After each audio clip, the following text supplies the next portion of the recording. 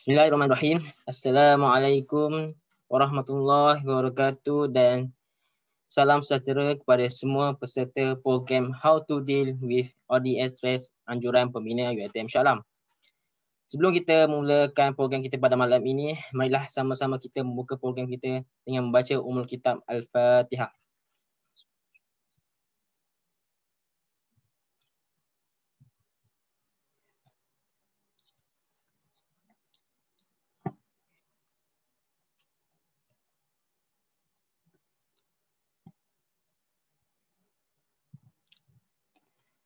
Amin, amin, amin, ya Rabbal Alamin.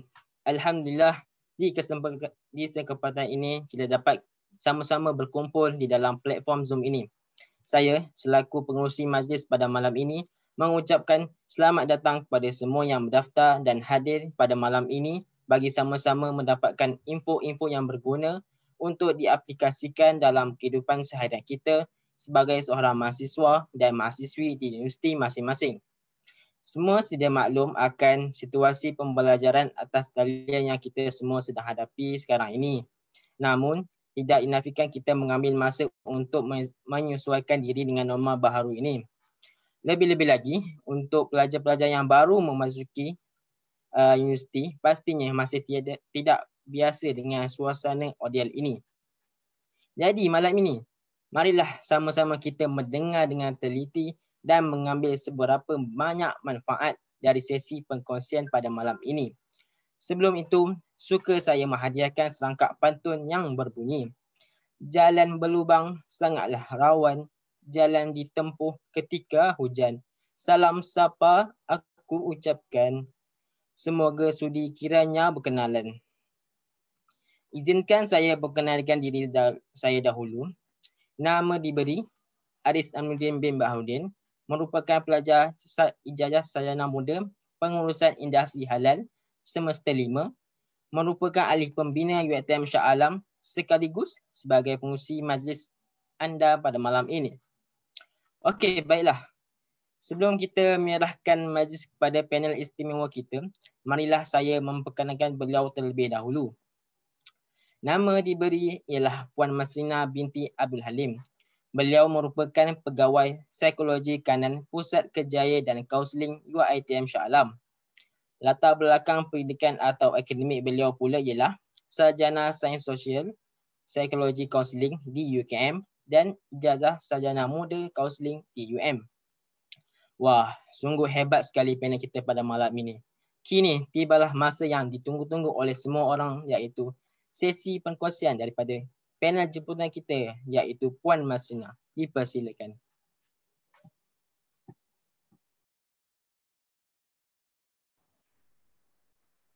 Bismillahirrahmanirrahim.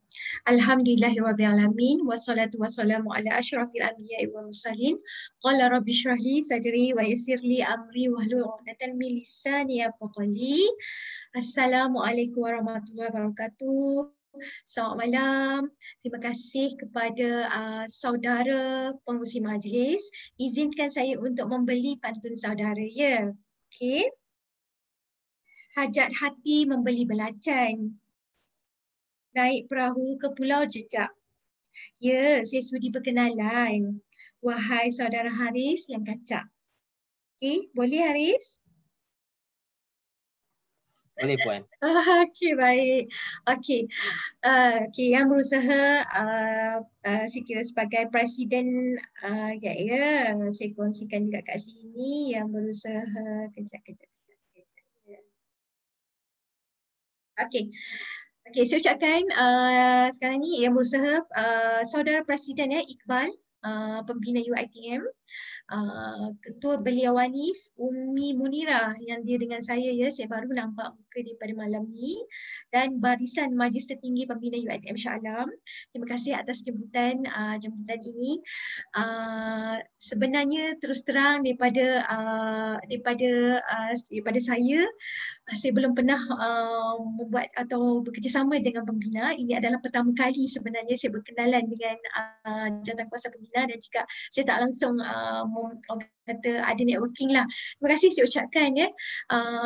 Saya bukanlah hebat sangat Cuma adanya saya di pentas ini untuk berkongsi sedikit sebanyak berkenaan dengan tajuk yang bakal kita kongsikan nantilah.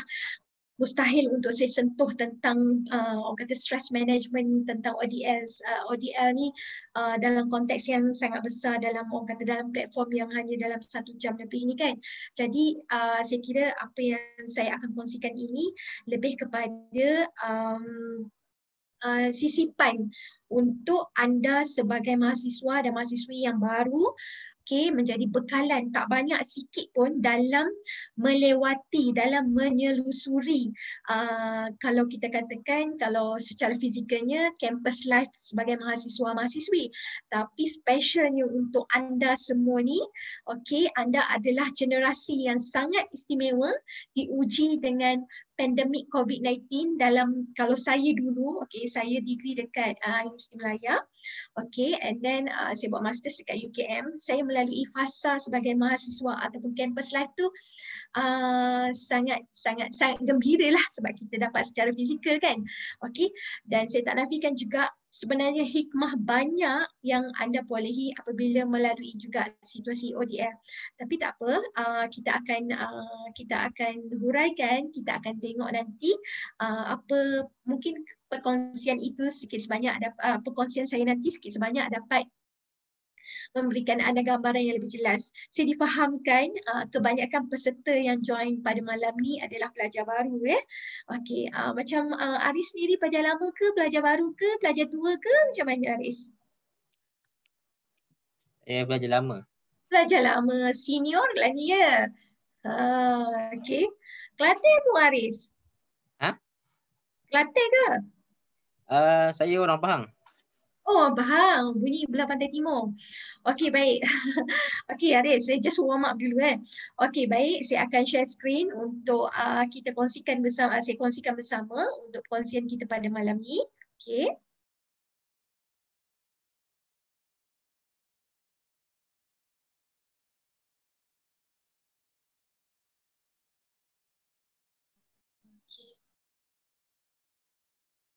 Baik, nampak ya Haris?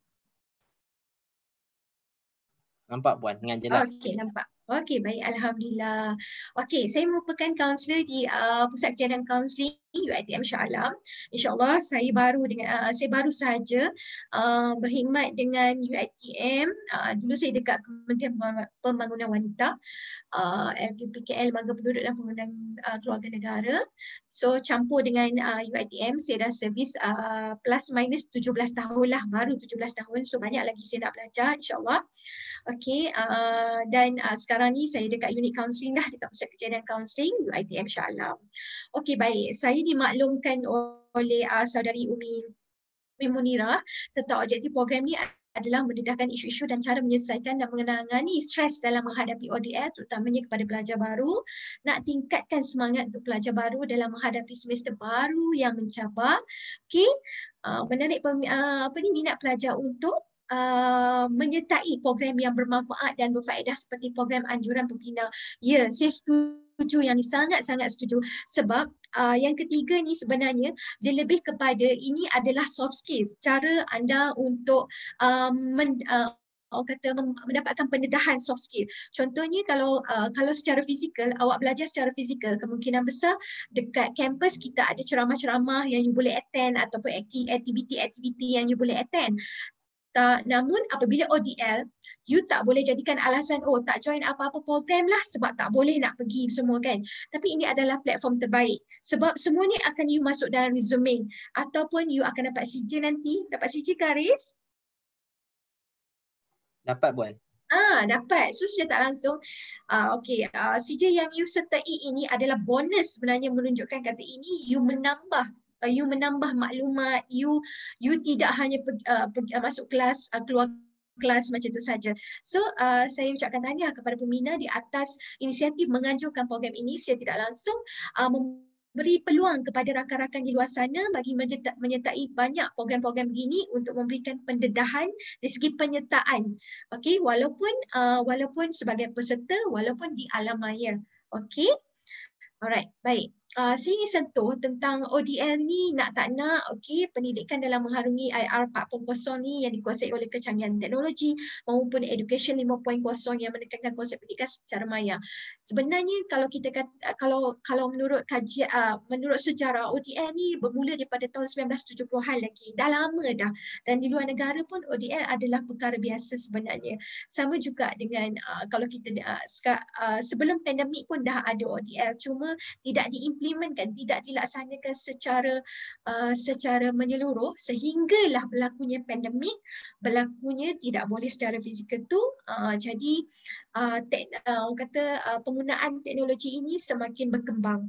Okey, dan saya memetik sedikit mantan Naib Chancellor Universiti Teknologi Mahara, Profesor Emeritus Dato' Dr. Muhammad Azrael Kasim.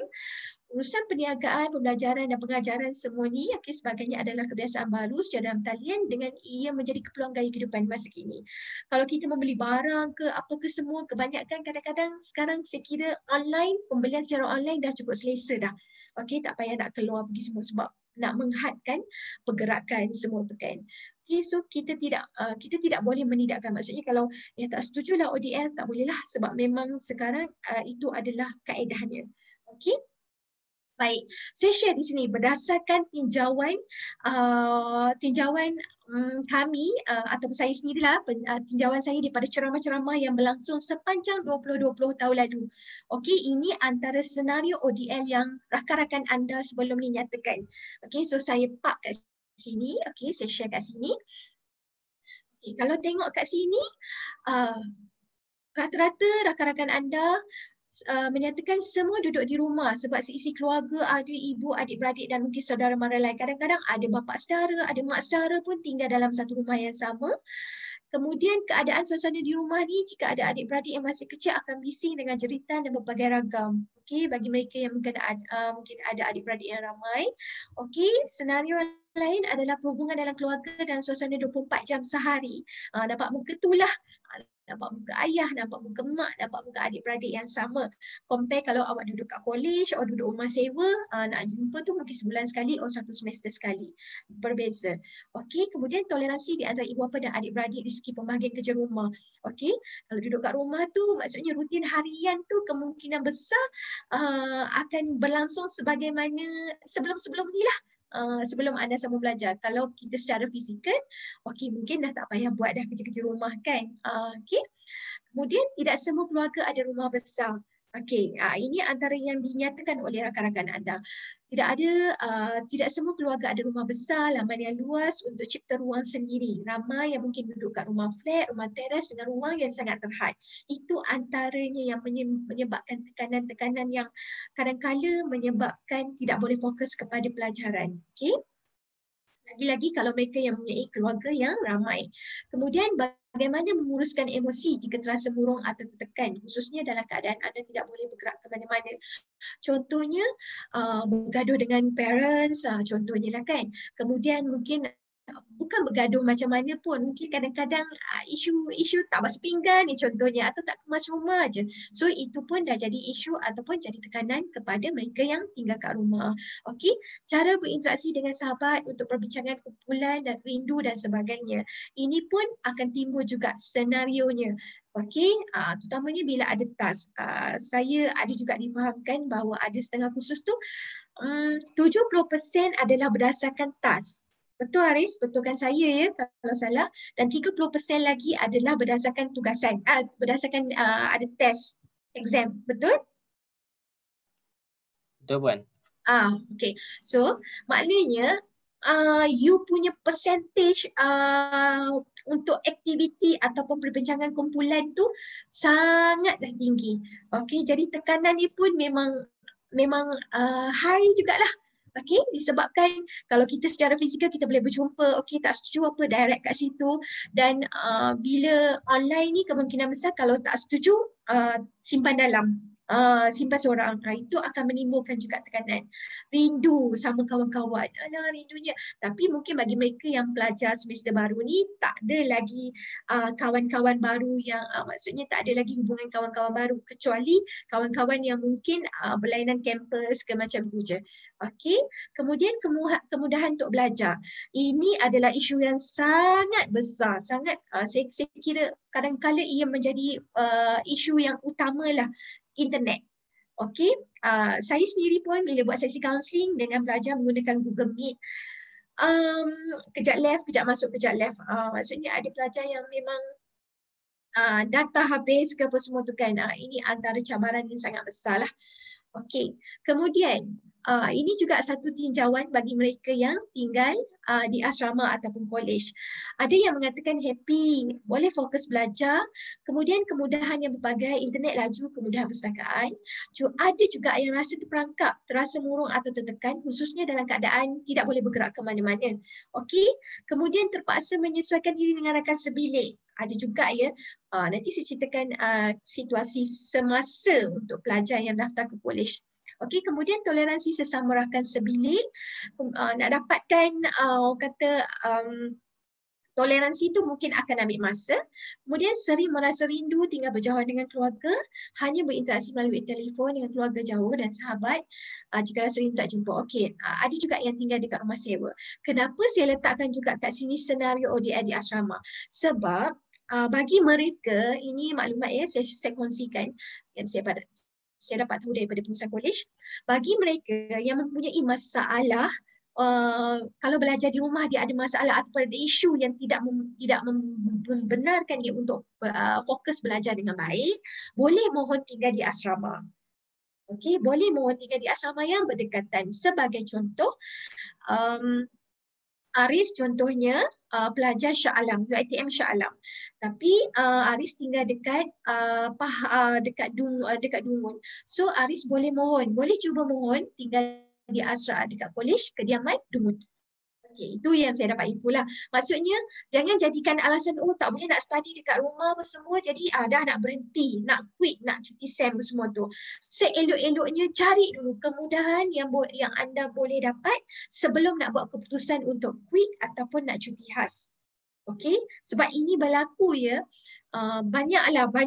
Saya tak nafikan tekanan, tapi tekanan tu sebaik-baiknya jangan lari daripada tekanan, tapi uruskan tekanan itu supaya anda akan grow, anda akan tumbuh dengan lebih baik. Okey, anda akan membesar dengan lebih baik. Okey. Tengok pula kat sini, apa kelebihan dan kekurangan ODR. Kalau kita tengok kat sini, dari mata lebah, okey, kita akan nampak kelebihan, mempunyai masa yang banyak bersama dengan keluarga. Okey, maksudnya sebab ada pelajar yang saya maklumkan macam situasi tadilah ya, saya maklumkan okey, if you tak boleh nak belajar kat rumah, you mohon untuk duduk kat college, and then dia kata tak apa puan, saya seronok duduk kat rumah sebab kat rumah ni ada mak ayah saya semua, walaupun memanglah agak tak boleh nak fokus, tapi tak apa, saya boleh uruskan. So kat situ alhamdulillah itu adalah kelebihan, jadi dia tak ada isu nak rindu dekat parents apa semua tu kan. Okey, kemudian dapat membantu keluarga sebab ada pelajar juga mungkin parents yang terutamanya parents yang bekerja sendiri, okey, dia akan dapat membantu keluarga, ataupun dari aspek lain dapat membantu keluarga. Contohnya mak ayah dia bekerja tapi kat rumah macam dia boleh uruskanlah hal rumah semua kan, macam masak ke, perempuan kan, lelaki pun ramai juga yang boleh masak. Okey, so tidak perlu tergesa-gesa untuk ke kelas. Kalau tak nak kena mandi apa semua, nak mandi ni kalau kata kelas ODR tak mandi pun biasa kot Aris, tak pernah mandi. Sorry lah, kena agak Aris je hari ni ya. Okey. Baik. Okey, so ada juga pelajar yang bila saya katakan mohon tinggal kat college if you ada masalah kewangan, dia kata kalau tinggal dekat college masalah kewangan saya lagi tinggi, lagi banyak. Nak bayar college, nak tu apa semua, baik saya tinggal dengan keluarga saya. Makan tak makan pun sekurang-kurangnya confirm dia kata satu hari tu ada makan. Maksudnya kat sini macam mana you cope dengan situasi tu akan memberikan akan nampak bahawa ODL tu baik ataupun tak baik. Okey. Jimat tenaga dan juga masa. Okey. Ada juga dari sudut yang lain kekurangannya tak boleh nak fokus belajar sebab gangguan daripada keluarga. Sukar memberi tumpuan sepenuhnya pada kelas. Contohnya kalau kelas pukul 8 hingga pukul 10. Pukul 8, 9 tu okey lagi. Pukul 10 adik dah bangun. Adik buat bising ke apa semua kan. Ataupun pukul 9 adik bangun. So itu antara perkara-perkara yang ataupun ayah minta ataupun ada parents yang minta tolong buat sesuatu nak kata tak boleh juga. So antara yang menyebabkan boleh hilang tumpuan. Okey. Kemudian perlu membantu menguruskan hal rumah dan tugasan. Okey. Terpaksa menyesuaikan diri membahagikan masa, sukar berinteraksi jika rantaian internet lemah. Okey, ini antara cabarannya lah. Cabaran yang besar yang saya katakan tadi. Okey. Bukan sahaja anda sebagai pelajar, malah kami juga para pekerja sendiri pun bila bekerja, bila memang kalau buat meeting online ataupun macam contohnya sekarang saya bagi ceramah online ke kan, so akan ada gangguan-gangguan teknikal di segi online. Okey, kita harap malam ni kita okey lah ya. InsyaAllah. Okey, baik. So secara conclusionnya, situasi di rumah semasa ODL ni, maksudnya sekarang ni nak suntik positive vibration untuk anda. Nak bagi maksudnya nak tak nak kita kena maksudnya anda kena set dekat mind ODL ni bagus. Kita kena set yang tu. Ya, ODL ni susah lah apa semua kan. If you set susah, benda tu startingnya susah lah forever. Sampai last semester. So meaning that you kena set ODL ni susah. ODL senang, sorry. ODL ni senang. InsyaAllah ODL ni senang.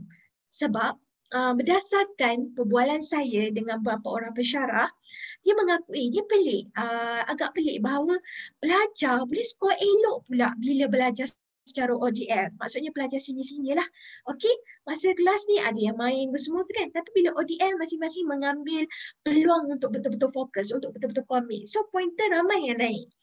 Okey, so secara tak langsung di situ kita melihat bahawa sebenarnya pelajar boleh fokus ODL ni jika kena dengan caranya.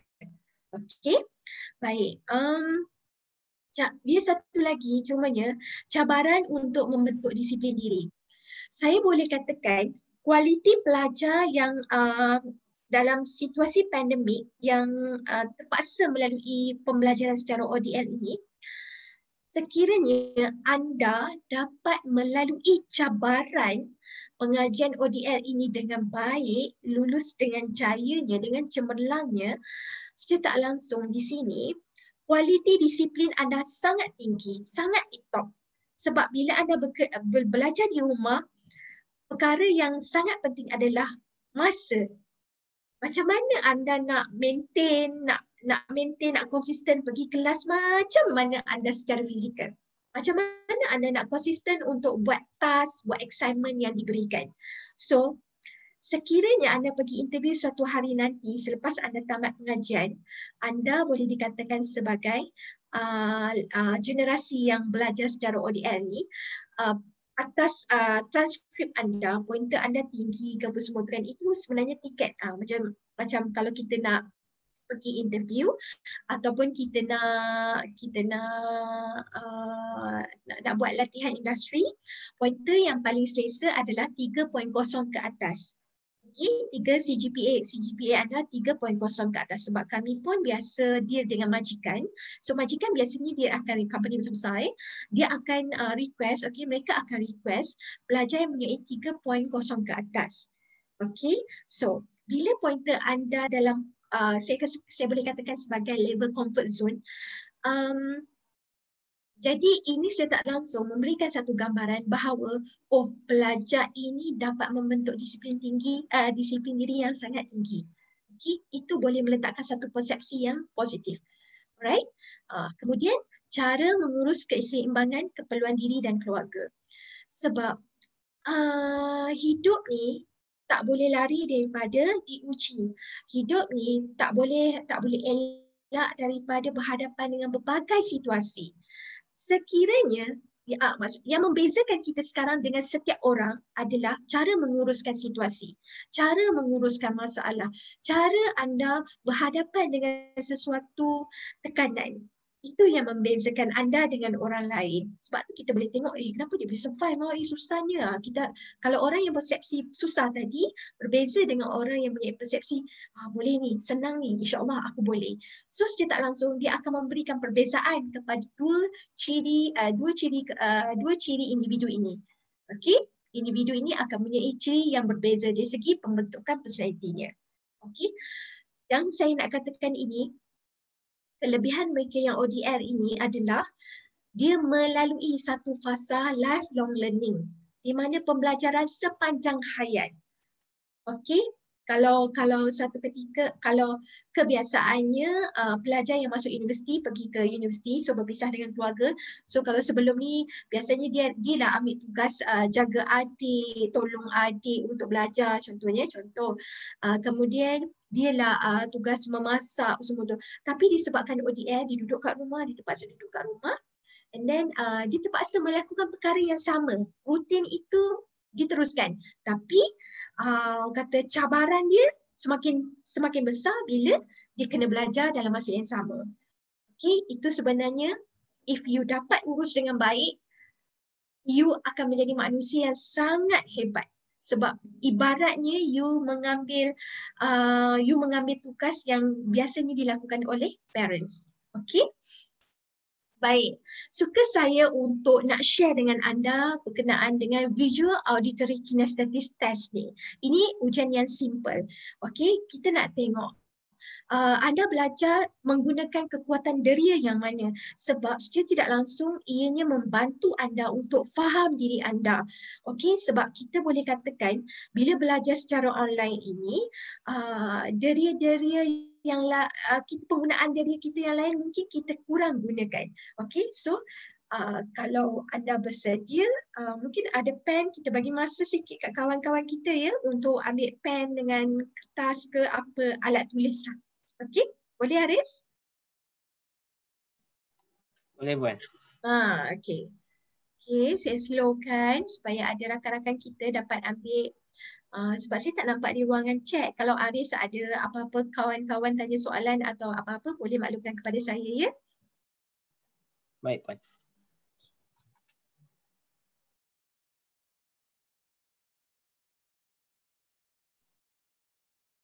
Okey. Baik. Saya nak terangkan kat sini. Keistimewaannya apabila kita mengetahui tentang kelebihan kita dari segi aspek visual, auditory atau kinestetik adalah, kalau anda tengok kat sini ya, kalau orang visual, okey, dia biasanya apa yang dilihat? Okey, printed materials, facial expression, body language, maksudnya apa yang dilihat? Itu adalah kategori orang yang visual. Manakala orang yang banyak menggunakan deria auditory apabila dia mendengar dan dia bercakap. Okay, nanti saya akan terangkan. Okay. Kemudian kinesthetic. Okay, ini merupakan tindak balas emosi, action, movement, taste ataupun smell. Itu apa yang dia rasa. Okay. Baik ya, saya kira kawan-kawan kita dah ada pen, ada alat tulis masing-masing. Baik, ujian saya sarankan untuk anda buat ya, sebab di sini anda akan nampak kekuatan anda kat mana. Alright, ujian sistem deria VAK arahannya, anda boleh mengambil ujian VAK ni untuk mengenal pasti sistem deria utama anda. Pilih huruf V, A atau K yang menerangkan tentang diri anda, kumpulkan jawapan anda. Maksudnya apabila ada soalan nombor 1 nanti, kalau anda rasa itu adalah kategori V, visual, so just tulis V saja dalam jawapan anda. Nanti kita akan kirakan. Okey. Baik, soalan nombor 1. Saya sangat seronok belajar di kelas apabila pensyarah V banyak menunjukkan lakaran dan gambar berwarna-warni. A banyak bercakap dan membuat banyak perbincangan. K membuat banyak praktikal atau amali. Kalau anda kategori V, okey, tulis V dan jawapan anda untuk nombor 1. Kalau anda kategori A, tulis A. Kalau K, K lah. Alright. Baik, soalan nombor 2. Apabila saya menyertai sukan merentas desa atau larian jarak jauh, saya V. Antara orang yang akhir sampai. A. Bukanlah berada di kategori lambat sampai dan tidak juga tiba awal. K. Antara orang yang terawal sampai. Okey, anda kategori mana untuk nombor 2? Nombor 3. Apabila saya bercakap dengan kawan-kawan, tangan saya V. Kerap terangkat atau bergerak ke atas atau kadang-kala seperti melukis di udara. Contoh dia macam ni, aku kan, dia tangan dia macam tu. Dia banyak bergerak lah. Okey. Setengah orang bercakap, tangan diam je kan. Dia suka pergerakan. Alright. A. Selalu bergerak di antara pinggang dan juga bahu. K. Akan bergerak ke bawah. Okey. Baik, itu nombor 3.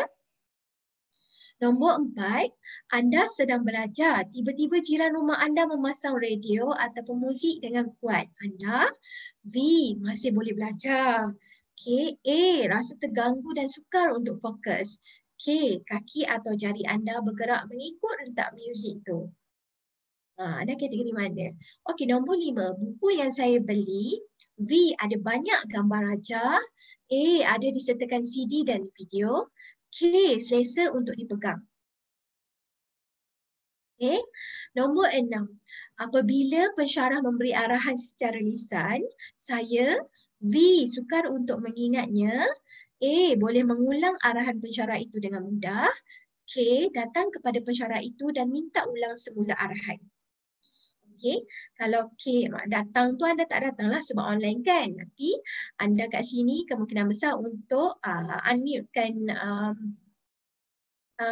sound anda untuk mengangkat tangan ataupun bertanya kepada pensyarah itulah. Okey, untuk K. Kemudian nombor 7, saya lebih mudah mengingat. V. Raut wajah orang. A. Nama orang. K. Perkara yang saya lakukan bersama orang lain. Okey, untuk nombor 7. Okey, nombor 8. Saya tahu seseorang sedang berbohong dengan saya apabila V. Orang itu tidak mahu melihat saya. A. Suara orang itu berubah. K. Gerak-geri orang itu tidak memuaskan hati saya. Okay. Nombor 9. Bila saya perlu mengingat nombor telefon, saya akan membayangkan nombor tersebut berkali-kali dalam minda saya. A. Menyebut nombor telefon tersebut berulang-ulang sehingga anda ingat. K. Menulis nombor tersebut berkali-kali sebelum anda mampu mengingatnya. Nombor 10. Semasa masa lapang, saya suka V. Menonton TV, A. Mendengar radio atau lagu kesukaan, K. Bermain di luar. Okay. Soalan ke-11, saya selalu menyebut V. Tengok macam saya buat. Tengok macam saya buat. A. Dengar dulu apa saya nak cakap. K. Saya rasa saya sukalah dengan cara ni. Okay. Yang mana 11 menunjukkan diri anda. Nombor 12. Bila saya mengajar kawan saya suatu topik, saya V. Melakar diagram, gambar rajah ke apa saja yang nak menerangkan kepada kawan anda supaya kawan saya mudah faham. A. Bercakap banyak untuk menerangkan topik tersebut. Awak sanggup bercakap berulang-ulang. K. Membuat demonstrasi dahulu untuk kawan anda faham. Okay. Itu nombor 12. Ada yang tertinggal? Okay. Okey, baik. So, arahan seterusnya. Kira bilangan V berapa? A dan K yang anda peroleh. Bilangan huruf yang banyak menunjukkan sistem deria utama anda. Jika anda mendapat bilangan VAK yang sama, sistem deria anda adalah VAK atau multimodal. You menggunakan kesemua deria itu seoptimum mungkin. Okey? So, dia macam ni lah ya.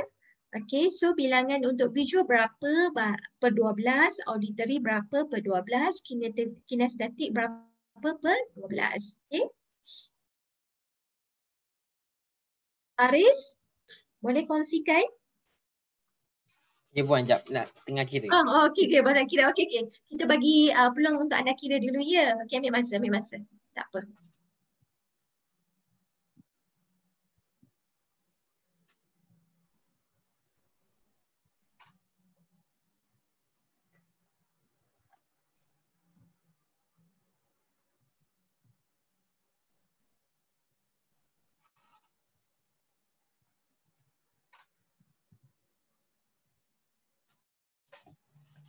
Dah puan. Okey dah. Berapa Haris? Kongsikan. Mungkin ada kawan-kawan kita yang lain boleh share dekat ruangan chat juga. Okey. Haris, apa? Ya. Untuk V 0/12. Okey. Untuk A 5/12. Okey. Dan K 7/12. Maksudnya awak kinestetik lah. Ya. Awak tinggi kinestetik. K. Kos apa Haris? Saya pengurusan industri halal. Pengurusan industri halal. Okey, baik. Alright. Ada rakan-rakan lain yang share dekat ruangan komen?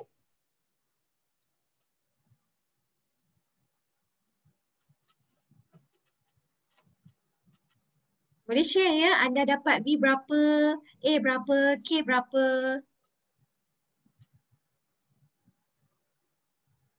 Yeah. Okey, saya baca chat ya. Alright. Oh, terima kasih Nur Dayana. Okey, 1V, 5A, 6K. Wah, macam dapat result pula kan. Okey, macam dapat result UPS, apa ni? PMR, UPSR dulu Okey. Nur Azita, 2V, 6A, 4K. Alright, okey. Fatin Fatihah, 1V, 7A, 3K.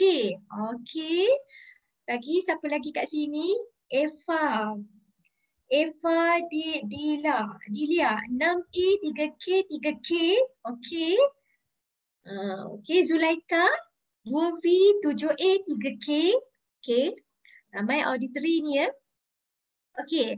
Okey, saya kos biologi. Amir Nudin, 4A, 3V, 5K. Okey, ni nak 5K. Alright, kinestetik lebih. Right. Okey. Terima kasih kepada yang share. Okey, saya teruskan kepada perkongsian. Kita tengok nanti ya. Okey, apa kekuatan dan kelemahan anda? Tak ada kekuatan, sorry, bukan kelemahan. Bukan, maksudnya apa deria yang anda guna banyak digunakan dalam pembelajaran ataupun dalam rutin harian sebenarnya. Okey? Baik. Teruskan ke next slide. Alright, kita tengok Sekiranya anda mempunyai visual tinggi, V tinggi, dia terbahagi kepada dua kategori iaitu orang yang kategori linguistik dan special. Okey, pelajar visual jenis linguistik ni lebih mudah belajar melalui tulisan bertulis. Sama ada membaca atau menulis. Mereka mudah ingat sesuatu yang dibaca atau yang ditulis olehnya.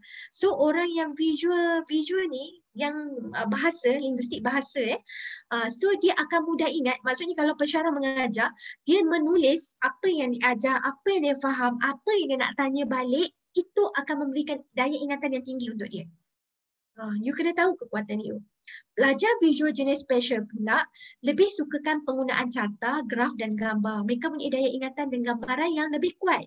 Maksudnya di sini, if you kategori ini, kalau kata pensyarah mengajar ke, you akan buat gambar rajah you sendiri. You akan buat peta minda you sendiri. You tak menulis macam orang linguistik tadi.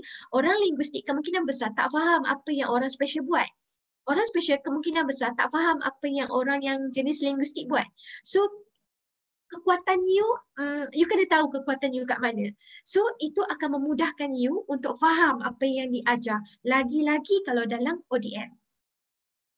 Okay. Sama juga dalam perbincangan kumpulan, if group assignment pun, if rakan kita tu akan ada kekuatan dan kelebihan masing-masing. So, if you blend bersama, ianya akan menjadikan hasil yang sangat hebat. Kalau kita tahu kekuatan dan kelebihan masing-masing. Okey? Sebab tu kadang-kadang, contohnya kalau kata kita minta kawan yang linguistik ni, kau lukislah graf semua. Dia tak reti lah memang sebab dia bukan orang yang jenis special ni. Tak sama. Okey? Baik. So, dia gunakan gambar, graf dan carta untuk menyimpan, membaca nota, sediakan banyak bahan tambahan untuk dibaca semula. Maksudnya orang visual ni, kalau kata dia tak hadir kelas, if kawan terangkan semula kepada dia, dia perlukan dalam bentuk graf, okey, dia perlukan dalam bentuk tulisan. Jadi dia agak bermasalah sikit untuk faham if dia tidak lihat. So make sure orang visual you kena attend kelas. You tak boleh ponteng kelas. If pensyarah share share slide itu adalah satu kelebihan untuk anda lah. Okey, baik. Jadi elakkan gangguan persekitaran, menggariskan poin penting yang perlu dicatat. Kalau saya pun jenis orang visual, so saya akan highlight. Saya dulu memang ada highlighter tu banyak color. So if saya baca, saya akan highlightkan yang mana yang saya tak faham dan mana saya faham. If saya tak faham, saya akan highlightkan warna kuning. If saya faham, okay, warna hijau. And then if saya tak faham, saya nak bagikan penekanan kepada ayat, saya akan highlightkan warna merah. Okay, so you sendiri yang tahu. You kena create creativity untuk mendatangkan keseronokan belajar. Itu sangat penting. Okay. Belajar yang tinggi auditory. Okey, belajar yang tinggi auditory ni pula adalah belajar dengan mendengar. Contohnya orang yang auditory ni kadang-kadang kalau kita bercakap dengan dia, apa kau cakap tadi? Dia akan menganjakkan badan dia untuk nak dengar dengan lebih dekat. Auditory. Maksudnya dia sangat orang kata, dalam erti kata lain, dia belajar dengan mendengar. If dia tak dengar, dia tak faham. Sebab tu kadang-kadang bila kita belajar, if kita lost tak dengar tu, cuba you tarik balik. Saya bagi contoh kalau kita dalam solat lah.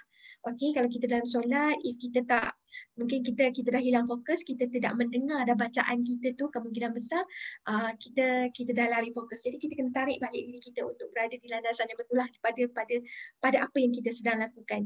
Maksudnya belajar dengan mendengar. Kalau kita memang jenis orang yang auditory, dia lebih suka kepada pengulangan, ringkasan dan mendapat manfaat daripada perbincangan, ceramah, cerita, podcast semua tu.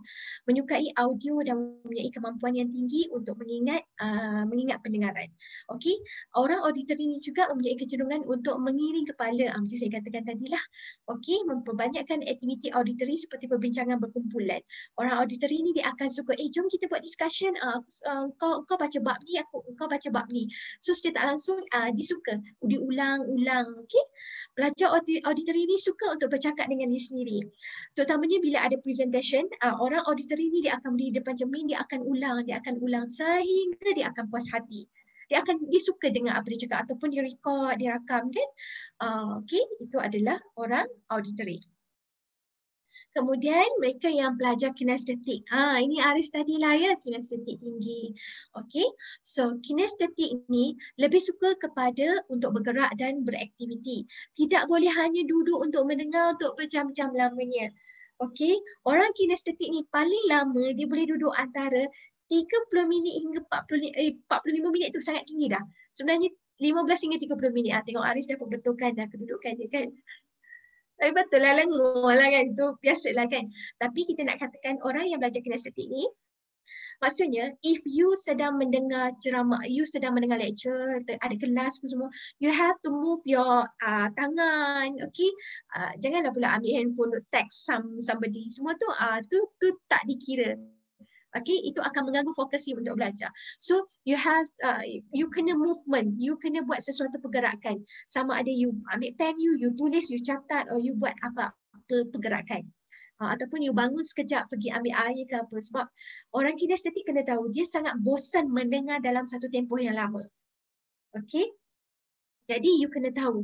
Sebab hilang konsentrasi apabila tidak bergerak. Dia boleh lost. Di dalam kelas, mereka memilih untuk mencatat nota bagi mewujudkan pergerakan. Okey, orang kinestetik ni lebih mudah mengingat peristiwa atau maklumat melalui pengalaman fizikal. Kalau boleh praktikkan, memang dia suka. Okey, terutamanya pelajar engineering. Pelajar-pelajar yang melibatkan makmal, okey, pelajar-pelajar yang melibatkan benda, alat semua tu. Sebab tu juga macam ITM sini pun dibuka, okey, kepada pelajar ya, orang kata Kementerian Pendidikan sendiri. 6 kategori pelajar yang perlu datang tu kan, sebab perlu hadir makmal tu semua tu kan. Jadi itu antara mereka yang melibatkan kinestetik lah. Okey. Mereka belajar dengan baik melalui lawatan lapangan, aktiviti fizikal dan memanipulasi objek dan sentuhan. Clear? So maksudnya kat sini, apa kaitan mengetahui kekuatan deria dengan stres ni? Saya sharekan anda di sini supaya anda tahu, patutlah selama ni aku tak faham apa yang diajar, sebab sebenarnya anda tak tahu lagi kekuatan anda yang mana. Okey, kadang-kala kalau anda tengok ada pelajar yang dia punya kelebihan deria dia kemungkinan besar dari segi visual. Okey, dari segi visual. Kawan terangkan dekat dia melalui gambar rajah, dia tengok pun dia dah faham. Itu kadang-kadang advantage untuk orang-orang yang begitulah. Tak pergi kelas pun aku terang kat dia sekali, dia boleh faham. Ataupun dia baca nota-nota macam tu saja. Advantage lah, extraordinary untuk orang-orang begitulah. So, if you tahu kekuatan diri you yang mana, so secara tak langsung lepas ni you boleh fokus dengan lebih baiklah bila you belajar. Okey, sebab secara tidak langsung boleh reduce stress. Okey, maksudnya you boleh tahu macam mana you nak cope. Okay, you boleh blend kelebihan yang ada pada rakan-rakan dalam aktiviti berkumpulan, dalam perbincangan kumpulan, kelebihan masing-masing. Okay, kena pasti. Kadang-kadang melalui perbincangan, if you ada ilmu-ilmu begini, you dah boleh tahu, oh dia ni jenis orang, contohnya lah kawan-kawan dalam grup tu yang tidak mendengar talk kita pada malam ni, dia kata, ya aku tak faham lah, kau tolong lukiskan untuk aku kejap. Janganlah marah pula dekat dia sebab dia memang kategori orang yang kena tengok. Dia kena tengok, dia kena visual. Okay, dia kena tengok. Mungkin dalam bentuk graf tulis, mungkin dia tak faham. Okay, itu secara tak langsung kita membantu juga rakan kita. Dan kita grow sama-sama. Okay, dalam grup tersebut. Okay.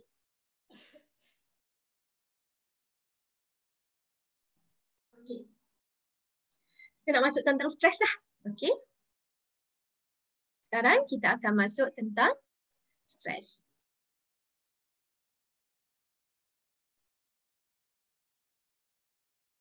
Okey.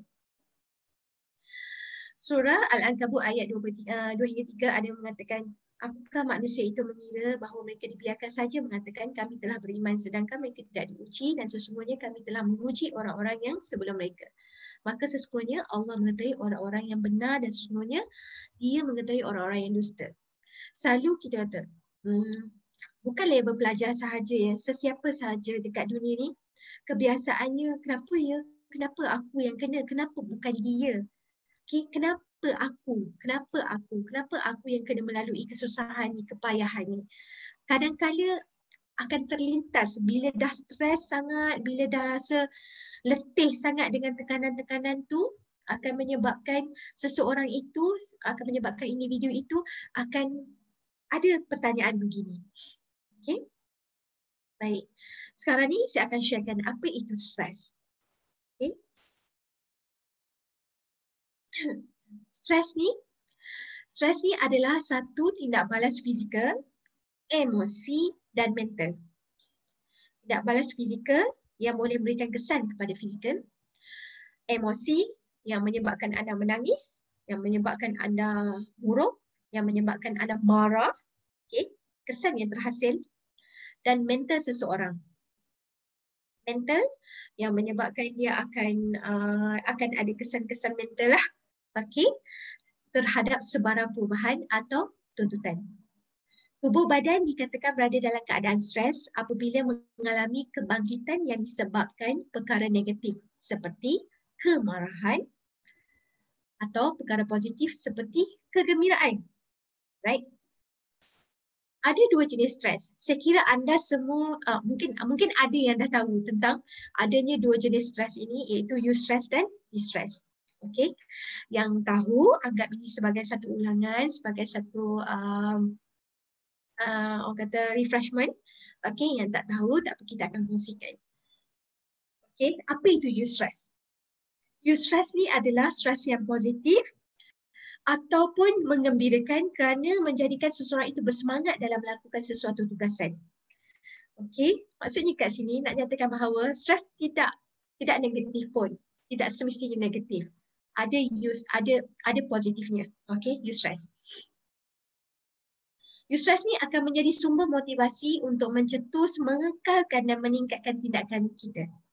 Contoh seorang pelajar akan merasa semangat, akan merasa bersemangat dan bersungguh-sungguh untuk melaksanakan tugasannya apabila mendapat pujian dan galakan daripada rakan sekelas ataupun pesyarah.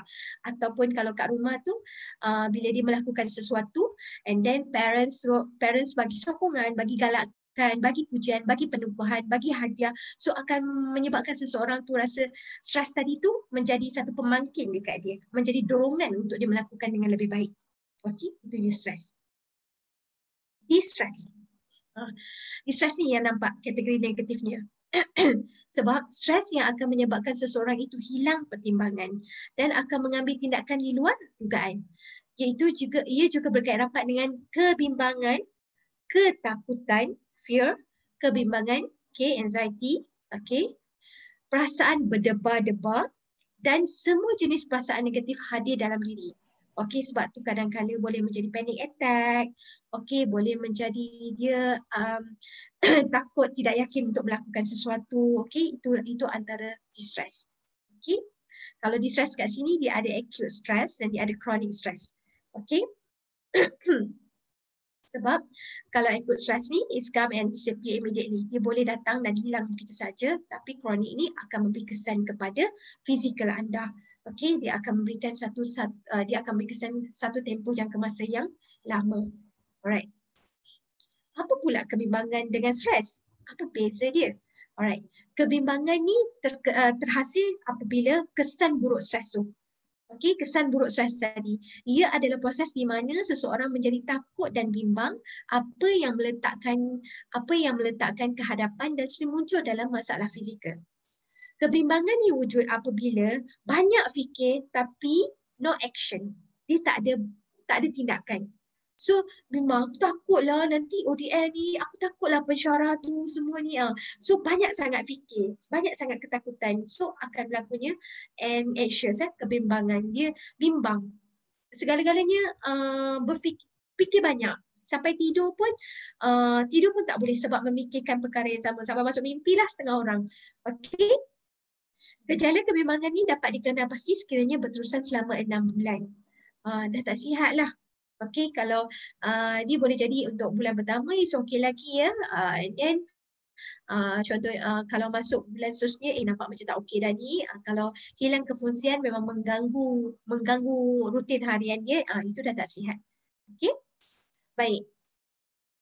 Beberapa andaian tentang tekanan, tentang stres. Stres ni apa yang menjadi tekanan kepada seseorang itu mungkin menjadi cabaran yang menyeronokkan pada orang lain. Kadang-kadang stres ni dianggap sebagai sesuatu yang orang lain menjadi keseronokan kepada seronok tengok dia tu tertekan ke kan. Ada orang yang dalam keadaan mengandaikan tekanan begitu. Ada juga mereka yang peristiwa yang sama yang menimbulkan tekanan distress tadi pada satu masa mungkin menjadi pendorong distress pada waktu yang lain. Ada ketika stres itu menjadi semangat untuk dia. Ada ketika kalau situasi di sini, ada ketika stres itu menjadi satu tekanan dekat dia, tekanan yang negatif lah, boleh melemahkan diri dia. Tapi ada ketika peristiwa itu boleh menjadi satu pemangkin untuk dia, pendorong untuk dia. Semasa peristiwa itu menyebabkan distress atau eustress bergantung pada persepsi seseorang terhadap peristiwa tersebut. Maksudnya kat sini ada juga andaian yang mengatakan bahawa eustress dan distress itu bergantung kepada persepsi seseorang tu. Sebab ada orang melihat masalah sebagai ujian, ada orang melihat masalah sebagai satu bebanan dan tekanan. Sebagai satu benda yang sangat rumit, sangat menyakitkan. So, benda tu akan menjadi distress. Maksudnya dia bergantung kepada persepsi seseorang. Tindakan kita terhadap tekanan bergantung kepada gabungan beberapa faktor seperti persekitaran, tahap penyebab tekanan, kemampuan mental, sistem nilai, keadaan fizikal dan tabiat. Stres bukannya satu jenis penyakit, tetapi stres merupakan gangguan emosi. Stres bukan penyakit ya. Stres ni adalah masuk dalam sebab dia merupakan satu gangguan emosi. Sekiranya stres tadi membawa kepada penyakit. Sebab stres yang tidak dikawal, nanti saya akan terang lagi. Sebab stres yang tidak berkawal, dia akan menjadi kepada penyakit mental nanti. Yang dihadapi oleh seseorang individu dan jika tidak diuruskan dengan baik akan menjadi gangguan mental. Ini yang saya nak terangkan kepada anda. Adakah stres sesuatu yang bahaya? seperti yang kita dah terangkan tadi, ada eustress dengan distress. Eustress adalah distress positif, eustress adalah positif, distress adalah negatif. Okey, kalau anda tengok apa yang ditunjukkan oleh graf ini adalah relationship between stress and performance. Okey, hubungan antara stress dan juga performance. Apa ya Melayu cakap? Hai.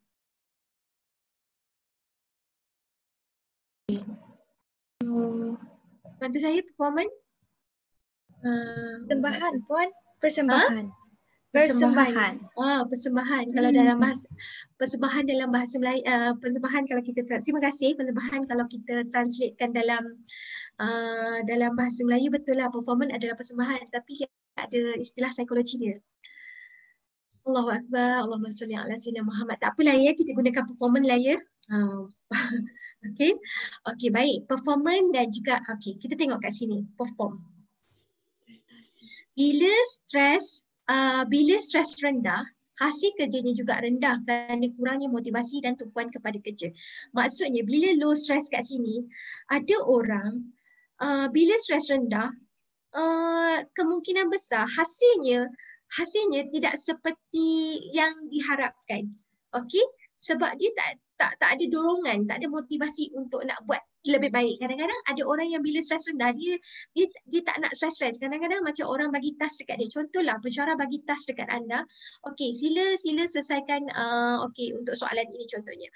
Awak just bagi just selesaikan mungkin macam mana saya nak katakan, anda mungkin hanya selesaikan apa yang dikehendaki untuk soalan itu, tapi anda tidak menyatakan sokongan lain, bahan bacaan lain, okey, untuk menunjukkan kesungguhan anda orang kata nak mengukuhkan jawapan yang anda beri tadi.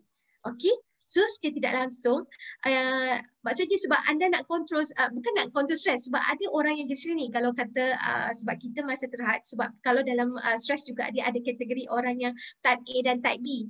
Okey, orang type A ni dia suka kepada orang type A, okey, orang yang berpersenti stres type A, dia suka kepada cabaran. Okey, dia suka melakukan sesuatu yang mencabar. Tapi orang B ni, alah bolehlah asalkan submit. Okey, bolehlah asalkan hantar.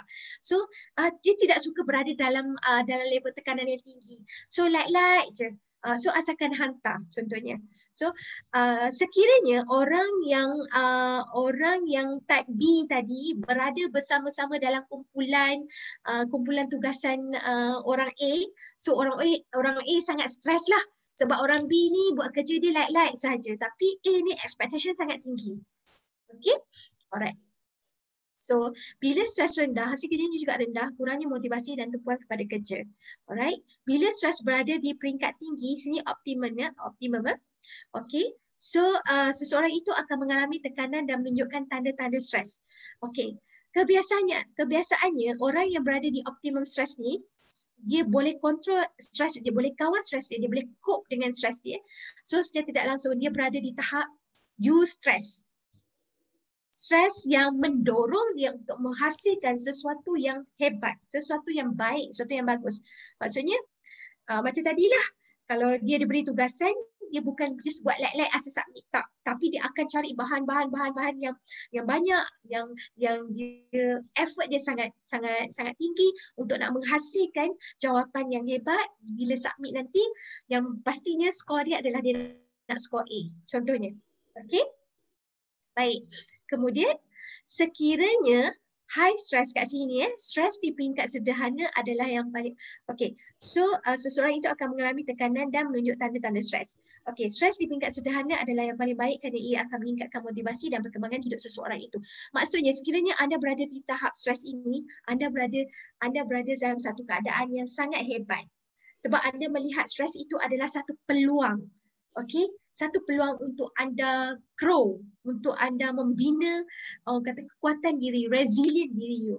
Okey, tapi ada orang yang dia tak boleh nak kawal stres dia, yang melihat stres itu sebagai sesuatu yang menyesakkan, stres itu sebagai tekanan itu ataupun cabaran tugasan tadi sebagai sesuatu yang sangat menekankan hidup dia, dia akan membawa kepada rasa tak gembira, rasa tak bahagia. anxious, dia akan rasa bimbang, dia akan rasa membawa kepada nak menyumbang kepada penyakit mental dah. Okay, so jadinya anda kena tahu limitasi anda. Okay, kalau anda jenis orang yang tak suka di bawah tekanan, ianya agak menyukarkan perjalanan anda dalam pengajian terutamanya, dan ianya akan juga membawa kepada pekerjaan, di alam pekerjaan. Sebab bila bekerja nanti, pressure is normal, adalah rutin, dah makanan. Anda akan berdepan dengan pressure dengan kawan-kawan, pressure dengan kerja, itu adalah biasa. Sama juga macam awal-awal tadi ada Rusdi ada pasang lagu nasyid kan. Lagu nasyid dia terus first time saya dengar macam cinta-cinta sikit macam tu kan. Okay, padahal ialah cinta kepada manusia, cinta kepada Tuhan macam tu kan. So kita kalau kata orang pasangan yang bercinta, percintaan itu sangat membahagiakan. Okay, tapi bila tengah bercinta sebelum berkahwin pun ada pressure dia. Tapi bila dah berkahwin nanti ada pressure berkahwin. So sebenarnya itu juga melibatkan dari segi personality seseorang. Okey, sekiranya anda jenis kalau anda berkawan dengan orang yang personality-nya jenis A, kemungkinan besar situasi dia macam tadilah, akan mengalami tekanan-tekanan yang membawa kepada mungkin konflik kepada perhubungan tersebut. Okey, kecuali kalau seseorang itu memang dia berupaya untuk cope tekanan tersebut, dia boleh bertindak balas dengan baik terhadap tekanan tersebut, dia akan menghasilkan satu perhubungan yang sihat. Okey? Okey. Baik, kemudian di sini saya suka juga untuk share. Golongan lelaki dikatakan mempunyai risiko stres yang tinggi daripada wanita kerana kesukaran untuk meluahkan perasaan ego. Haris dah mana ni Haris? Haris dia jadi bahan saya ya. Ya Puan. Okey. Betul ke statement ni?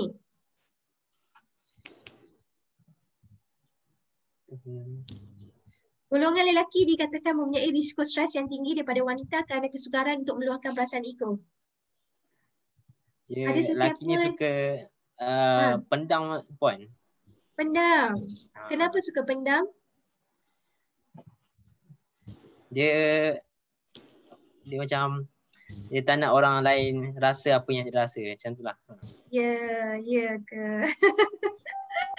Okey, baik ya. Ini juga ada dalam kajian menyebut juga ya, lelaki ni kalau dia nak bunuh diri, contohnya kalau dalam commit suicide lelaki kalau dia kata dia nak bunuh diri, dia bunuh diri terus. Perempuan kalau dia kata nak bunuh diri, belum tentu lagi nak bunuh diri. Dia hanya nak attention sahaja. Tu beza dia. Okey, maksudnya perempuan ni, wanita ni boleh dikatakan sebagai sukakan attention apa semua tu kan. Okey, lelaki ni kesukaran untuk meluahkan perasaan ego tu kadang-kala bila dia mengambil sesuatu tindakan tu dia boleh meletup tu disebabkan tidak berkongsi. Jadi letaklah ego di tepi supaya anda boleh kata tidak dapat mengendalikan stres dengan lebih baiklah. Okey, baik.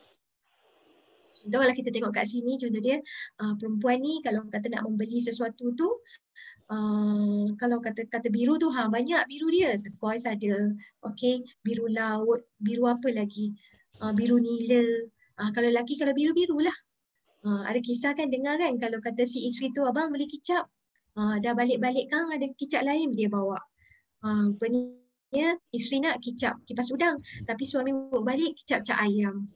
So maksudnya pada lelaki dia bersikap sesuatu yang tidak melibatkan emosi. Dia direct saja apa-apa pun. Alright. Okey, kita tengok pada punca dan simptom. Okey, punca dan simptom kat sini. Kalau kita tengok punca-punca stres untuk pelajar, okey, untuk pelajar dia ada faktor luaran, okey, tugasan yang diberikan. Faktor luaran ni lebih kepada macam sesuatu yang tidak boleh dikawal. Contohnya internet, okey, data dah habis. Kemudian tugasan yang diberikan oleh pensyarah, okey. Ada ketikanya memerlukan anda untuk pergi library, bahan bacaan tak cukup. Itu antara punca-punca stres. Personality yang saya sebutkan tadi personality lah ya. Ada personality yang jenis okay, stress is okay, bagi dia suka sesuatu yang mencabar. Ada personality yang tidak boleh berada dalam tahap tekanan. Okey. Kemudian keluarga. Sorry ni maksudnya punca-punca stres bagi pelajar lah ya. Kemudian keluarga. Ada juga yang tertekan disebabkan keluarga, konflik keluarga, okey, mungkin juga masalah kewangan dalam keluarga. Okey, itu antara punca-punca penyumbang kepada stres. Okey. Simptom stres ataupun tanda-tanda stres pada tubuh badan. Ada orang pening kepala, okey, kering mulut, tegang otot, sesak nafas ya, mudah letih, sembelit, muntah ruam, okey, muntah ruam, masalah kulit, sakit perut dada, kurang ataupun terlebih tidur pun tak boleh juga ya. Mentah-mentah lah ODL kan, tidur lebih ke macam mana kat rumah tu. Okey. Kemudian makan pun sama, kurang pun tak boleh, lebih pun tak boleh juga. Sebab ada orang, maklumlah mak dia rajin masak lagi lah kan, makanan selesa ada je atas meja tu. So terlebih makan lah pula kat situ kan. Okey, masalah seksual pun ada juga kat sini bagi mereka yang dah berkahwin lah, sebab ada pelajar juga yang dah berkahwin kan. Okey, degupan jantung cepat, okey, tekanan darah tinggi, dari segi emosi pula berubah-ubah. Kejap bahagia, kejap happy, kejap marah-marah, okey, kemurungan, agresif, mudah marah kat sini, mengasingkan diri, ya, mudah menangis, rasa takut, kurang kawalan diri dan kurang minat untuk melakukan apa-apa aktiviti. Okey, ini simptom stres. Right? Sebab contohnya macam semalam pun saya ada sesi juga dengan belajar dengan sahabat kita, di mana dia sendiri bila dia buat ujian DAS ya, saya suka juga untuk anda sekiranya mengalami tekanan, okey, ataupun nak buat saringan ujian kesihatan, okey, pergi ke website Pusat Kejadian Kaunseling. Pergi dekat ujian personality kat situ, ada you boleh klik untuk buat ujian DAS. Pernah dengar Depression Anxiety Stress Scale? So kat situ kita boleh anda boleh jawab ujian untuk buat saringan kesihatan mental, untuk tengok level stres anda berapa, tahap stres berapa, tahap anxiety kebimbangan anda berapa, tahap kemurungan berapa. So kat situ secara tak langsung dapat membantu anda untuk melihat anda berada di tahap mana sekarang, tahap emosi yang bagaimana. Okey. Baik, simptom stres yang seterusnya adalah dari segi tingkah laku. Penggunaan dadah, okey. Kemudian banyak merokok, tidak hirau kebersihan, okey, ponting kelas, okey, melanggar peraturan, tingkah laku yang agresif, mengasingkan diri. Dari segi mental dah kurang tumpuan, okey, lemah daya ingatan, dah tak boleh nak ingat lah puan, saya tak tahulah sekarang ni kenapa, okey. Kemudian tidak rasional lagi, lepas tu sering mimpi ngeri ya. Okay, tidak mendapat tidur yang nyenyak dan mengalami mimpi-mimpi yang mengganggu lah. Okay, kemudian cenderung untuk negative thought. Okay, nak fikir negatif saja. Contohnya, ada yang berkongsi dengan saya, tak tahulah puan kenapa saya ni nampak pisau tu memang saya nak tulis-tulis je, tapi mujur lah saya duduk dengan family saya, so saya tak payah, saya terhindar untuk buat perkara tu. Okay, maksudnya kat sini, dia dah ada negative thought yang nampak everything akan menyumbang kepada perkara-perkara yang boleh merosakkan diri dia. Okey. Baik, di sini saya kongsikan 10 sistem kepercayaan yang tidak rasional. Okey, kita ni kalau kita orang normal orang normal. Semua orang ada masalah. Semua orang ada masalah, semua orang ada ujian masing-masing. Sekiranya kita mampu untuk berfikir secara rasional, itu adalah terbaik. Okey, sekiranya dah tidak rasional, mungkin ini dapat dikenapasti oleh mereka yang mendapatkan bantuan, okey, bantuan psikologi lah. Mendapat bantuan psikologi maksudnya seperti pakai psikiatris ataupun kaunselor, berjumpa dengan kaunselor. Kat situ kaunselor boleh trace. Okey, kaunselor dapat lihat, nampaknya pelajar ni dah tak rasional dah ni. So kita akan bantu untuk baiki balik dari segi kepercayaannya.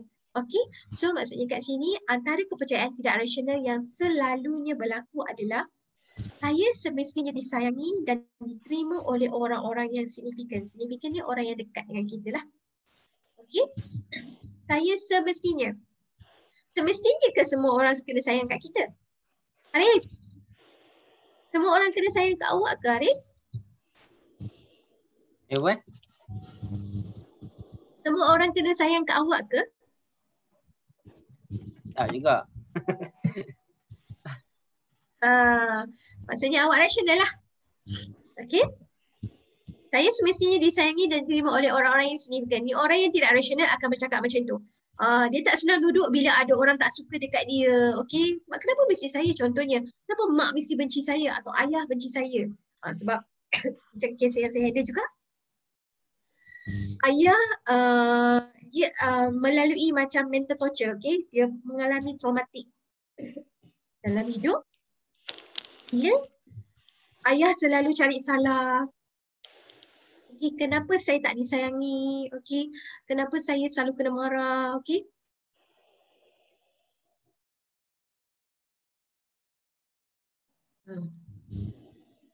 Itu antaranya, okey? Kemudian saya seharusnya, ini adalah perkataan-perkataan yang biasa digunakan oleh mereka yang tidak rasional. Saya seharusnya dapat membuktikan bahawa saya berkebolehan dan berkemampuan. Sebab limitasi orang tak sama. Okay? Apabila berhadapan dengan seseorang yang tidak adil, tidak diingini, kita sepatutnya menyalahkan, mengutuknya sebagai orang yang tidak baik dan menghukumnya. Okay. Adalah sungguh dahsyat. Tidak patut sekiranya saya disisihkan, tidak dilayan dengan adil. Okay. Saya semestinya sentiasa memikirkan, mengambil berat, risau tentang suatu perkara yang berbahaya dan menakutkan. Ini yang timbulnya kesan anxiety tadi, kebimbangan. Sebab dia dah berfikir secara tidak rasional. Dia ada kepercayaan, okey? Dia dah ada satu belief system kepercayaan yang tidak rasional dalam diri dia. Peristiwa masa lampau perlu dikenang kerana ia sentiasa mempengaruhi kehidupan kita masa kini. Duk ingat yang cerita lama dulu, contohnya kalau dia pernah putus cinta, dah tak boleh nak move on dah. Okey, tak boleh nak move on. Duk ingat kisah-kisah lama dia dulu dengan pasangan dia ataupun boyfriend dia yang lama. Okey, tak boleh nak move on sebab dia memegang kepada saya tak boleh lupa, saya kena ingat. Right. Kemudian setiap masalah semestinya ada jalan penyelesaian, jika tidak sungguh teruk jadinya. Okey, setiap masalah semestinya dia mesti ini mesti selesai. Ini mesti ada jalan penyelesaian dia. Benda tu ada, dia jadi macam satu thought, satu pemikiran yang dah set dalam minda dia. Okey, seseorang itu sepatutnya turut berasa terharu dan terganggu atas gangguan-gangguan yang menimpa orang lain. Sebab dia tak faham ke? Sepatutnya dia faham lah, aku tengah stres ni. Padahal orang tu mungkin tak tahu pun apa yang saya rasa contohnya. Okey, apa yang kita rasa. Tapi sebab kita mempunyai satu kepercayaan yang sepatutnya dia faham lah. Kan, kita dah set benda tu. Setiap orang seharusnya mempunyai orang lain yang lebih kuat sebagai tempat untuk bergantung. Okey, ini orang yang jenis kebergantungan yang sangat tinggi kepada orang lain. Okey, kemudian sepatutnya segala urusan itu mengikut apa yang diingini. Jika tidak, alangkah sungguh dahsyatnya, teruknya akan jadi. So, perkataan you tengok kat sini yang di-highlightkan semestinya, seharusnya, sepatutnya, sekiranya, semestinya ni, benda-benda ni yang menjadi kepercayaan tidak rasional pada seseorang. Okey, bila wujudnya kepercayaan tidak rasional tu yang menjadikan stres. Okey, contohnya dia target, okey, semester ni, okey, anda baru masuk semester ni, contoh kalau anda yang baru, anda target untuk semester ni dean list mesti 3.5 ke atas. Tiba-tiba dapat result 3.49. Tak boleh ni, sepatutnya saya mesti dapat 3.5 ke atas. Saya mesti dapat 3.7 contohnya. Saya nak dean list, sepatutnya. Tapi benda tu you tak boleh nak ubah dah. Keputusan dah termaktub dalam tu 3.49. Sebab benda ni berlaku. Belajar depression disebabkan point tu dia satu point je lagi. Kita tak boleh nak ubah benda tu. Okay? Tapi setelah melalui sesi-sesi counselling, and then dia boleh mengubah kepercayaan ni tadi untuk terima hakikat. Okay. So untuk next semester, you have to do lebih daripada apa yang you usahakan pada sem lepas. Okay, mesti ada yang tak kena, ada cara. Okay, macam sem lepas you buat macam mana yang menyebabkan point you rasa you tak capai target you. So kena pastikan kat situ. Okey, kepercayaan sepatutnya semestinya benda-benda ni you kena buang untuk you lebih rasional dalam menghadapi kegagalan ataupun dalam istilah yang lain belum berjaya. Okey, ataupun suka sangat dekat mamat tu. Ada orang yang tidak suka, ada orang yang sangat pantang dengan rejection. Okey, dah bila approach mamat tu tak suka dengan you. Contohnya kan, and then dah tak boleh terima rejection tu. Okey, bila dah tak boleh terima rejection tu, dah tak boleh nak move on. Dah stress semua kan. Sepatutnya dia tak tolak lah. Sepatutnya dia terima aku lawa apa semua kan. Sebab kita ada perkataan sepatutnya semestinya tu. Okey, so tak apalah if kita approach dia, saya suka awak lah. Tak apalah, saya tak suka dekat awak. Okay, tak apa. At least saya dah lega dah, saya luahkan. Tak apa. At least you syabas diri you. You meluahkan apa yang you rasa. Okay, tak apa. If you berjaya untuk melalui satu fasa rejection, orang menolak you, it's okay. It's okay. Sebab sekurang-kurangnya you macam mana? You tak mendera perasaan you sendiri untuk suka kepada seseorang yang sebenarnya tak ada hati kepada you dalam satu tempoh yang sangat lama. So it's okay lah benda tu. You move on. Okay, tak apalah. Dia tak suka, aku cari orang lain lah. Contoh. Ya, Riz? Ada ke suka kepada seseorang? Okay, saya teruskan ya. Okey, kesan stres ni terhadap fizikal, okey, dia akan memberi kesan kepada gemetar, berpeluh, seram, sejuk, bernafas laju, okey, kurang selera makan, sakit badan, cepat letih lah. Okey, bila stres. Dari segi psikologi sama juga, okey, bimbang, keliru, kurang daya tumpuan, suka kawal diri. Okey, gangguan fikiran, suka buat keputusan. Orang yang mengalami stres ni, dia akan mengalami masalah dalam membuat keputusan. Okey, okey ke nak pergi? Tak payah pergilah. Kadang-kadang kawan ajak makan je. Kau nak makan apa hari ni? Entahlah nak makan apa, aku pun tak tahu. Nak makan apa pun tak boleh nak buat keputusan. Sampai satu peringkat macam tu, stres. Okey? Alright, berfikiran negatif, kurang minat terhadap aktiviti harian. Ni dah parah dah. Alright, tingkah laku, bercakap dengan cepat dan kuat, mudah tersinggung, sikit-sikit nak sentap. Alright, kemudian bertindak secara tidak logik. Okey, boleh jadi membuat satu tindakan macam contohnya tadilah menguris diri dia sendiri, membuat macam ada commit suicide sikit kan. Lebih kepada macam mencederakan diri ataupun membuat satu tindakan yang di luar kebiasaannya. Okey, mudah lupa sebab dah tak fokus kan. Okey, kurang produktif kerja. Okey, dalam belajar sendiri pun menidakkan keupayaan diri. Self denial sangat tinggi. Orang yang stres sangat-sangat ni, dia boleh dia akan rasa diri dia I'm loser. Okay, aku memang tak boleh lah. Aku tak hebat, aku tak bagus. So dia mula menjatuhkan diri sendiri. Right? Okey, kesan stres untuk jangka panjang ni adalah boleh berlakunya serangan jantung, okey, stroke, jangan salah kat sini. Okey, kanser, jangkitan kuman, obesiti, banyak kat sini akan beri kesan kepada kesihatan anda. Mungkin sekarang anda tak nampak untuk long term. Okey, ada klien yang berjumpa dengan saya, ini orang dewasa ya, bukan belajar ya. Beliau dah berumur dalam 45 tahun. Okey, berjumpa dengan saya. Dia mengalami anxiety disorder. Okey, dia mengalami anxiety disorder di mana sampai satu tahap dia nak masak, ketika nak masak tu dia jadi macam blank. Nak pegang sendok tak boleh.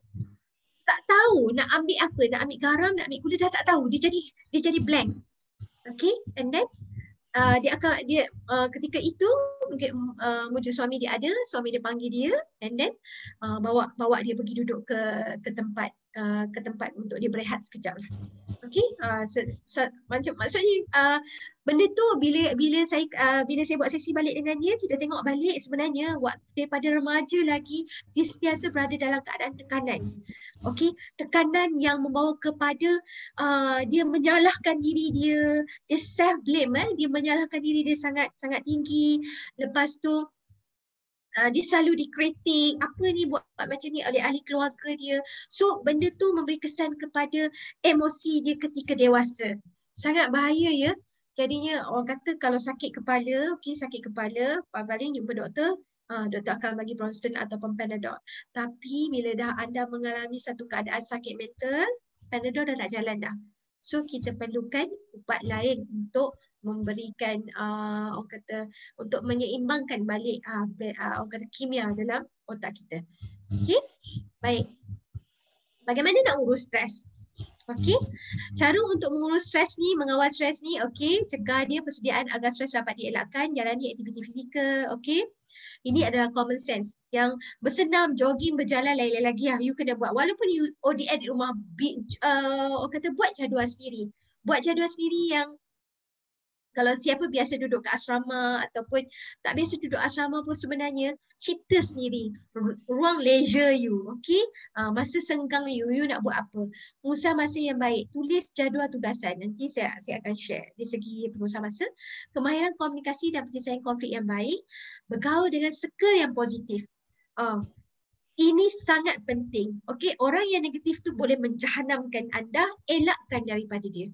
Okey, kalau anda ada kekuatan untuk kau ni tolonglah mulut celupar sangat atau okey, kalau ada kekuatan untuk tegur dia, okey, tak apa. Kalau tak ada kekuatan, terus elakkan daripada dia. Untuk nak pelihara kesejahteraan emosi anda supaya emosi anda tidak cedera. Jangan ingat kata kena pisau je, sakit tak. Ini kalau cedera nak ubat balik susah. Hati ini yang disakiti tu nak balut tak nampak. Jadi kita cuba untuk you je tahu limitasi you macam mana. So you kena kontrol kat situ. Kemudian tinggalkan seketika punca stres. Okey, kerja yang banyak, tugasan yang banyak. Okey, adanya me time. Me time tu ada macam-macam cara. Ada orang ber-me time tu dengan dia muhasabah diri dia. Ada orang me time pergi keluar sekejap, pergi lari sekejap ataupun keluar sekejap, escapism daripada tekanan rutin harian. Okey, tarik nafas dalam-dalam dan gunakan teknik pernafasan 748. Ramai orang bernafas tapi ketika dalam keadaan maafkan saya, ketika dalam keadaan stres sebenarnya perkara pertama yang you perlu buat tanpa melibatkan orang lain adalah tarik nafas dengan betul. Contoh, kita buat sekarang. Okey, Haris, Haris, Atira, Adni, Nur Syahira, yang mana yang keluar dekat skrin saya lah ya. Okey, yang saya tak sebut minta maaf, saya tak nampak. Okey, duduk dalam posisi yang selesa. Okey. Anda akan tarik nafas ikut kiraan 7. Kemudian tahan dalam kiraan 4 dan lepaskan dalam kiraan 8. Boleh?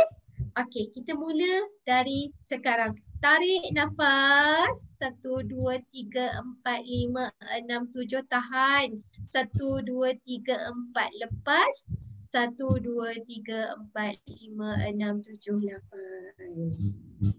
Tarik dari perut ya, bukan tarik dekat dada. Lagi sekali. Tarik nafas betul-betul dari perut. Okey, dari perut. Okey. Okay, 1, 2, 3, 4, 5, 6, 7. Okey, tinggalkan nafas dalam perut. 1, 2, 3, 4. Lepaskan. 8. 1, 2, 3, 4, 5, 6, 7, 8. Sekiranya anda berada dalam keadaan yang tidak selesa, stres, dimarah, ada sesuatu yang menyebabkan anda rasa tersinggung ke apa, amalkan yang ini. Okey, selain daripada kita berselawat, kita amalkan apa yang dianjurkan oleh agama kita. Teknik pernafasan sangat membantu sebab ianya akan memberikan energi yang baru kepada anda untuk anda kembali fokus. Anda tidak untuk anda kontrol supaya tidak ada elemen-elemen negatif untuk masuk ke dalam diri anda. Dia satu keadaan di mana memberikan satu kepada badan kita sendiri, kepada kata dalaman kita sendiri untuk defense. Okey, defend untuk benda-benda yang negatif masuk ke dalam diri kita lah. Teknik pernafasan sangat penting. Okey. Alright, keluar seketika daripada tempat punca stres tersebut. Kalau dalam rumah, kalau kata anda berada dalam rumah, lepas tu mungkin ada konflik ke, ada tak puas hati apa-apa, okey, keluar sekejap. Keluar sekejap daripada rumah. Okey, keluar, lepas tu baliklah. Janganlah tak balik-balik kan. Right? Kemudian berkongsi masalah dengan orang yang dipercayai. Okey, berjumpa dengan kaunselor untuk sesi kaunseling. Sekarang ni kalau duduk kat rumah, macam mana nak pergi? Tak apa. Kaunselor sekarang buat Gmeet je. Kalau pelajar tak dapat datang berjumpa dengan kami secara fizikal, so kita akan buat Gmeet. Kita akan buatlah sesi secara maya. Okey? Urus mental baik-baik. Fikir yang baik-baik akan menghasilkan tenaga positif.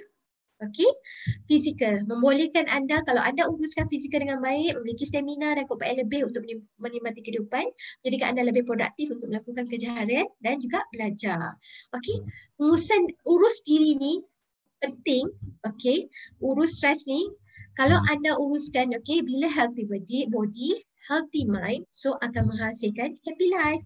Okey, bila kita sihat body kita, sihat fizikal kita, sihat minda kita, so dia akan menghasilkan satu keadaan yang happy, yang gembira. Walaupun kita ada ujian dan cabaran hidup macam mana pun, kita tak nampak benda tu sebagai masalah yang rumit.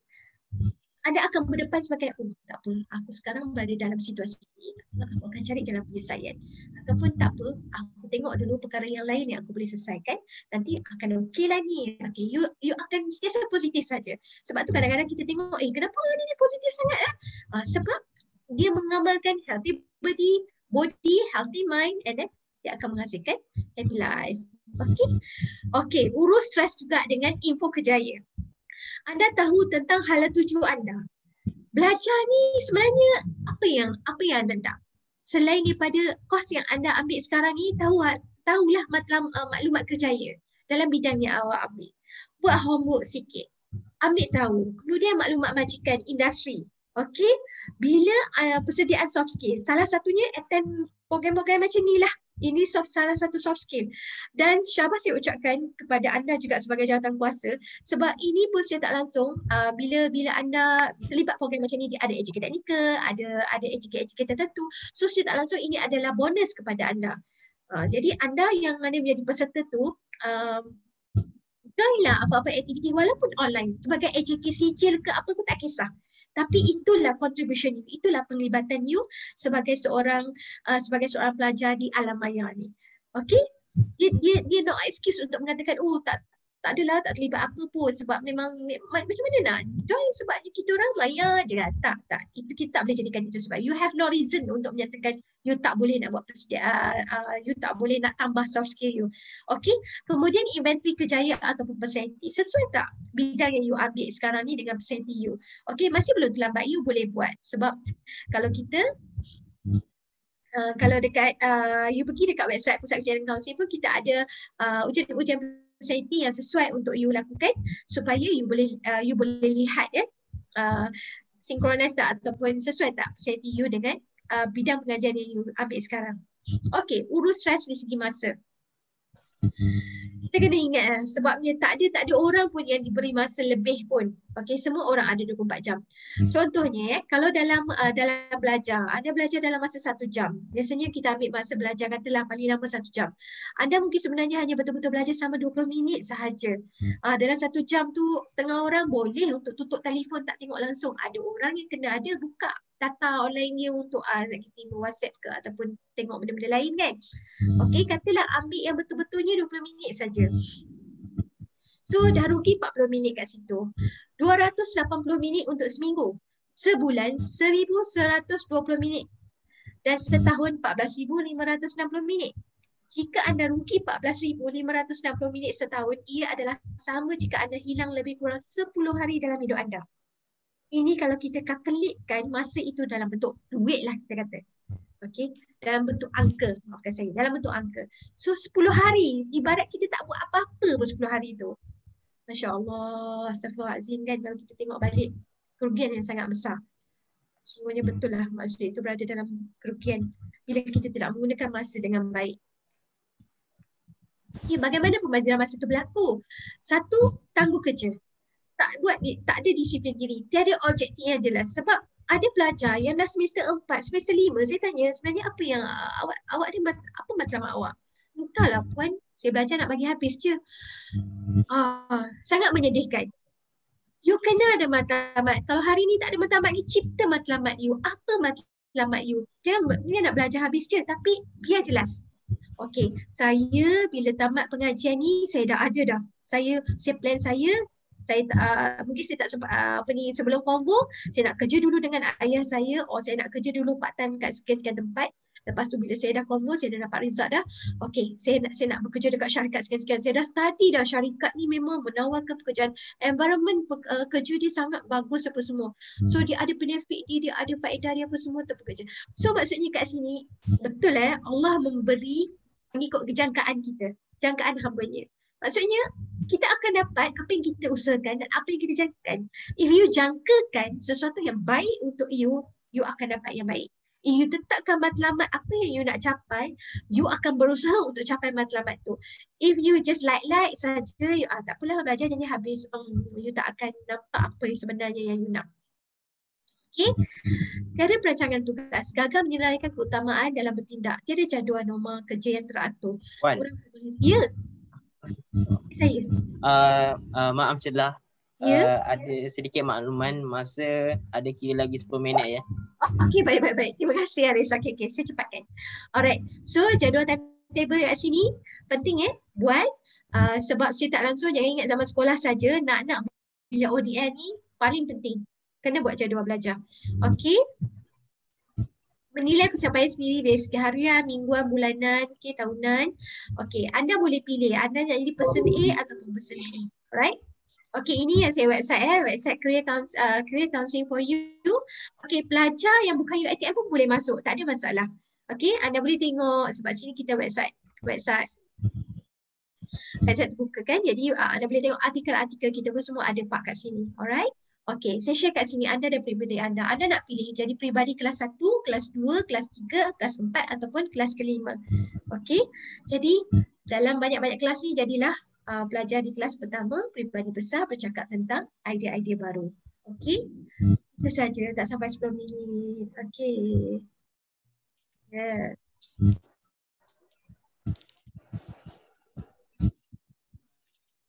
Okay, saya dah stopkan presentation saya. Ada apa-apa soalan?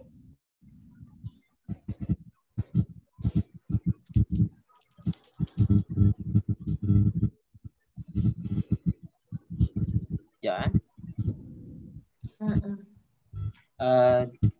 Terima kasih kepada Puan Masrina atas pengkongsian yang diberikan.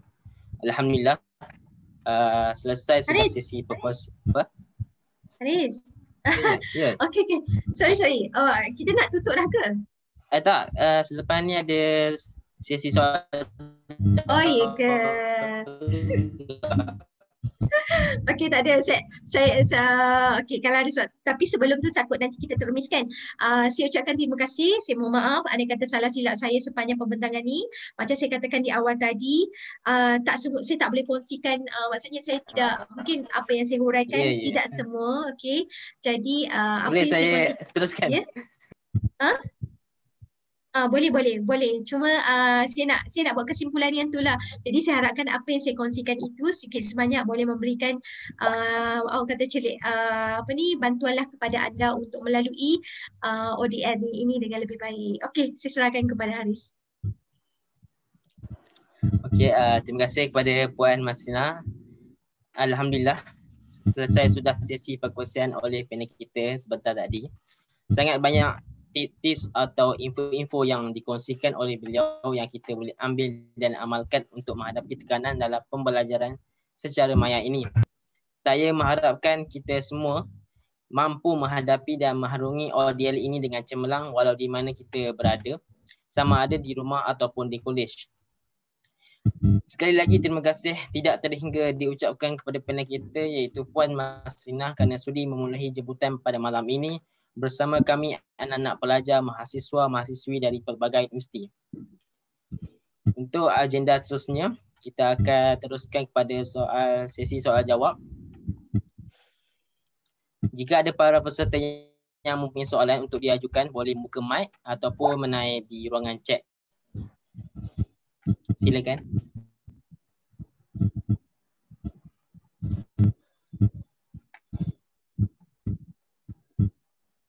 Semua dah faham Kak Aris? Ada soalan daripada ni di ruangan chat. Saya bacakan. Boleh. Puan, bahaya tak untuk kita memilih untuk pendam perasaan? Sebab saya rasa susah untuk mempercayai orang termasuk family saya daripada Aida Bahia. Okey, terima kasih dengan soalan tersebut. Okey, bahaya.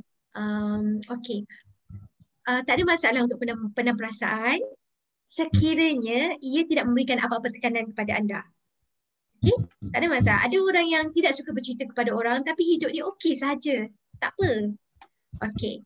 Cumanya yang bahayanya apabila pendam perasaan hingga yang bersifat negatif lah. Ada yang dia makan dalam, dia simpan, dia sakit sampai menjadi trauma kepada dia. Okey, mungkin kesannya tak nampak sekarang macam saya, dia adalah berbentuk jangka panjang. Alright, trust. Isu trust, kepercayaan memang siapa-siapa pun akan alami. Lagi-lagi kalau kata sesuatu yang nak diceritakan itu boleh macam boleh mendatangkan rasa diketawakan. Okey, macam-macam lah dia fikirkan. Jadi kalau tak percaya kepada ibu bapa, tak ada masalah. Boleh berkongsi dengan orang yang dalam bidang ada kepakarannya lah. Contohnya berjumpa dengan kaunselor. Okey, kaunselor pula ada orang kata tak nak share lah dengan kaunselor tu, saya kenal dia. Tak apa. Contohnya kalau anda belajar UiTM, kita ada kalau tak salah saya update lah hampir 70 orang kaunselor seluruh UiTM. If you pergi dekat sistem Counseling to You tu, dekat link yang saya share tadi tu, you boleh pilih saja mana kaunselor you nak. Tak ada masalah. Jadi berbalik kepada situasi tadi, sekiranya memilih untuk pendam perasaan, benda tu kalau tidak menyakitkan, okey, boleh teruskan. Tak mengganggu kefungsian hidup you boleh berfungsi macam biasa, you boleh berkelas macam biasa, makan macam biasa, tidur macam biasa, it's okay. Itu jawapan daripada saya. Okey Puan, soalan seterusnya daripada Atirah Fatihi. Selamat malam Puan. Saya ingin bertanya, sekiranya ada rakan yang berkongsi masalah dengan kita dan kemudian rakan tersebut mengatakan, cakap senanglah. Jadi, bagaimanakah cara terbaik untuk saya react dengan situasi begitu? Terima kasih. Okey, terima kasih kepada Atira. Okey. Betul, memang tak dinafikan akan ada kawan-kawan kita yang respon cakap senanglah kan. Kemudian rakan tersebut mengatakan cakap senanglah. Okey, cakap senanglah sebab kau tak lalui. Okey, kau tak alami kan. Jadi bagaimana cara terbaik untuk saya react dengan situasi begitu? Sebab sekarang ni, adakah Atirah ni orang yang sekiranya ada rakan yang berkongsi masalah dengan kita? Okey, dan kemudian rakan tersebut mengatakan, maksudnya ada kawan yang berkongsi dengan Atirah. Okey, kemudian rakan tersebut mengatakan cakap senanglah. Siapa yang cakap senanglah ni ya? Bagaimana kita nak cari jalan terbaik untuk situasi tersebut? Okey.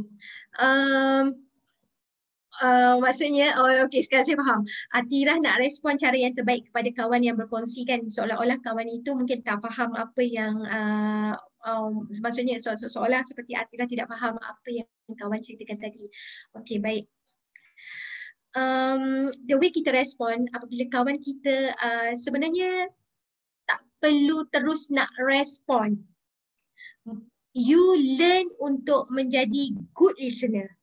Menjadi pendengar yang baik. Okey, bila kawan bercerita, okey, just pinjamkan bahu, pinjamkan telinga. Bila kawan bercerita, kadang-kadang orang yang bercerita tu dia bukannya nak bantuan pun, tapi dia nak berkongsi. Kena pastikan tu. Kalau you ada keupayaan, you ada skill, you boleh kata, okey, you boleh tanya kat dia, okey, kau dah cerita tadi kan, okey, so sekarang kau nak aku bantu apa? Kita boleh directly dengan dia. Kau nak bantuan yang macam mana? Okay, if aku boleh bantu, aku bantu. So, maksudnya yang penting first adalah mendengar. Jangan duk buat conclusion, jump to conclusion, apa-apa lagi, mendengar. Itu adalah the power of listening itu lebih better daripada kita sibuk nak menjadi hero untuk nak selesaikan masalah orang. Okey? Saya boleh jawab itu dulu untuk Atira. Mungkin ada jawapan yang lebih baik itu Atira boleh bincangkan lagi nanti, mungkin berjumpa dengan kaunselor ke macam mana, kan? Okey? Okay, soalan untuk soalan yang terakhir daripada Jessica. Puan, macam mana nak react kalau orang tanya kita sebab kita stres, sedangkan orang tu yang buatkan kita stres? Okey. Dia sebenarnya dia depends balik kepada kaedah komunikasi kita. Okey, cara kita react. Sama ada kita nak react secara positif ataupun kita nak react secara negatif. Contoh, kalau kata orang tu yang memberikan tekanan kepada kita boleh menyatakan kepada orang itu secara orang kata sebab dia dalam komunikasi ni dia ada komunikasi asertif, dia ada komunikasi yang dia ada assertiveness. Okey, dia macam tegas diri. Kalau kata orang tu memberikan tekanan kepada anda, Jessica, anda boleh berterus terang dengan dia. Kata, okey, sebenarnya bukanlah kita akan menjawab kata sebenarnya kau yang menyebabkan aku stres, kan? Tapi tidak. Anda boleh mengatakan bahawa sebenarnya aku ni jenis orang yang macam ni. Tapi kadang-kadang adalah aku kenal juga setengah orang tu dia macam buat something sekian. Jadi macam aku kurang gemar lah. Contoh dia macam tu. Kalau you tak ada kekuatan. Tapi if you ada kekuatan, you boleh directly dengan dia. Okey, contohnya A. Sebenarnya aku kurang suka bila engkau buat macam ni. Okey, boleh saja untuk direct. Sebab itu adalah kita nak bina soft skill kita nak bina dari segi kemahiran berkomunikasi kita, dari segi kita tegas diri. Okey, kita menyatakan hak kita, dalam masa yang sama kita tidak menidakkan hak dia. Okey, sebab nak react ni macam apa yang Jessica bertanya ni, ibarat macam kalau kita berada dalam keadaan tekanan, kalau kata kawan kita tanya, kau tu tertekan kenapa? Kalau boleh react secara directly, you rasa you boleh, okay, then you cakap direct lah. Kalau you rasa you tidak berkemampuan untuk react secara direct, okay, you boleh menggunakan mungkin orang lain, orang tengah pun boleh juga. Okay, itu antara kaedahnya lah. Dan saya sarankan anda untuk conversation dengan kaunselor untuk mendapatkan tips-tips yang lebih baik untuk kepada soalan ni lah. Macam nak jawab go through kepada satu-satu soalan bagi setiap kes ni memang susah lah, kan, sebab tak cukup. Kalau saya jadi kaunselor pun, saya kena pergi tanya lagi supaya jawapan yang diberikan, bantuan jawapan yang diberikan tu lebih tepat. Ni nak bagi jawapan pun kita tak tahu. Contohnya situasi macam mana, kan. Okay. So Jessica, ya. Right. Haris? Okay, saya rasa itu saja untuk sesi soalan jawab. Terima kasih sekali lagi kepada panel kita yang telah menjawab soalan-soalan yang diajukan dengan sempurna. Semoga segala ilmu yang diperoleh pada malam ini memberi manfaat kepada diri kita, khususnya kepada kesihatan mental kita, insya-Allah. Okey, seterusnya kita akan menyaksikan tayangan video yang disediakan oleh pembina UiTM Shah Alam.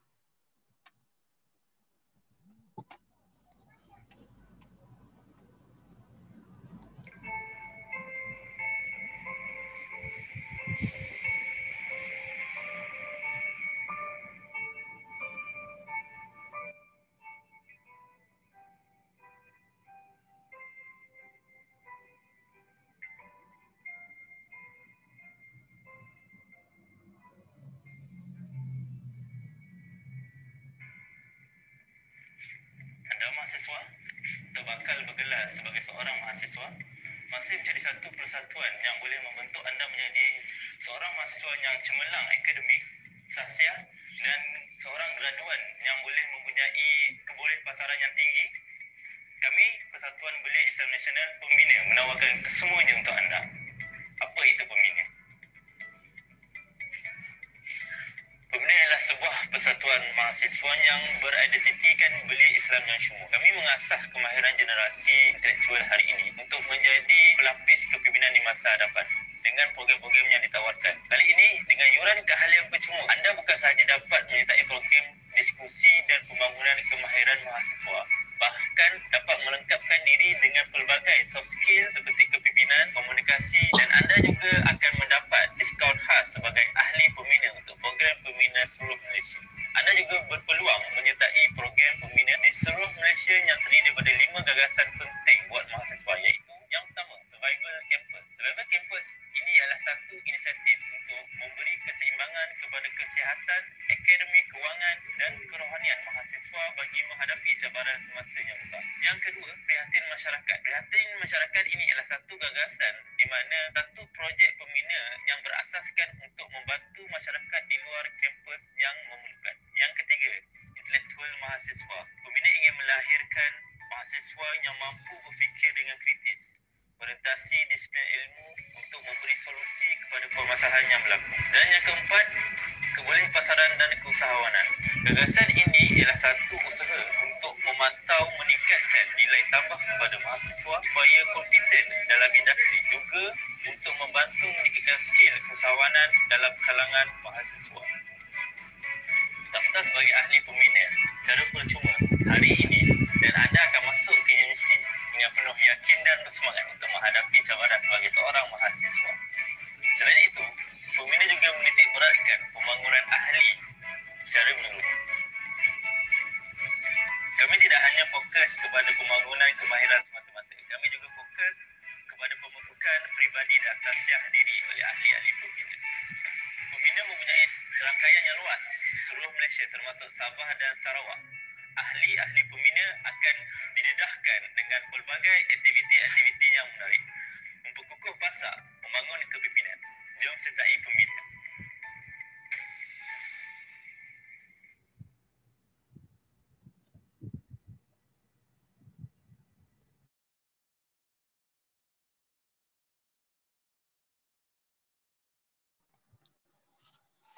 Baru tadi kita menyaksikan video khas yang ditayangkan. Mungkin ada di kalangan kita yang tidak tahu apakah maksud pembina yang sebenarnya. Pembina bermaksud Persatuan Belia Islam Nasional.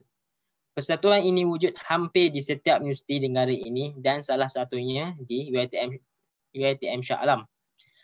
Persatuan ini merupakan persatuan Islam yang mana sangat sesuai untuk kita yang ingin mendapatkan pengetahuan agama yang lebih mendalam dan suasana persekitaran yang lebih baik. Adik-adik pelajar baru pasti ingin terlibat lebih aktif dalam persatuan di universiti. Persatuan pembina ini sangat sesuai sebagai platform untuk mahasiswa-mahasiswi dalam mengasah skill ataupun kemahiran dalam berorganisasi. Contohnya, pembina mengadakan usrah serta program-program menarik di bawah gagasan kesukarelawanan, kesukanan atau rekreasi serta media. Jika para peserta berminat untuk sertai pembina, anda boleh mendaftar melalui Google Form yang disertakan pada ruangan chat. Adik-adik boleh daftar segera ketika yuran keahlian masih lagi percuma. Baiklah, kita sudah sampai ke penghujung program iaitu sesi cabutan bertuah yang paling ditunggu-tunggu oleh para peserta. Harap maklum, nama-nama yang tersenarai dalam sesi ini adalah nama-nama yang telah mendaftar keahlian pembina melalui program ini sebelum lift pendaftaran tertutup. Mari kita mulakan.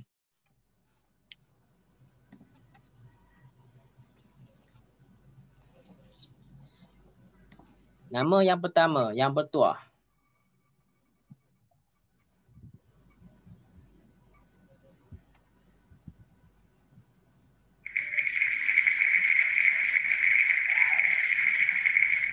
Nur Zulaika binti Zulkifli. Ada di dalam ni?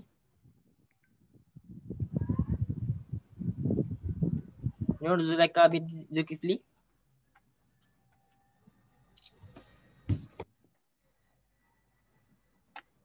Panggilan ketiga, Nur Zulaika binti Zulkifli ada?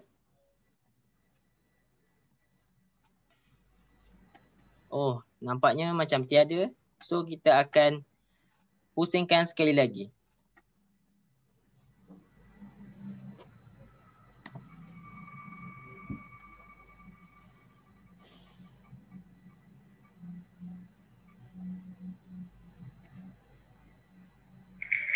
Nama bertuahnya ialah Siti Nur Aisyah binti Munarudin. Ada? Ada. Okey, tahniah kepada anda. Okey, untuk pemenang yang kedua.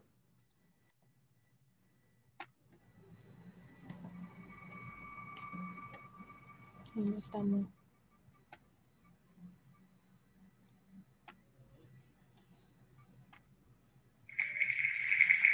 Muhammad Alif bin Muhammad Nasiruddin. Ada? Okey, tahniah. Anda pemenang kedua. Okey, pemenang yang terakhir.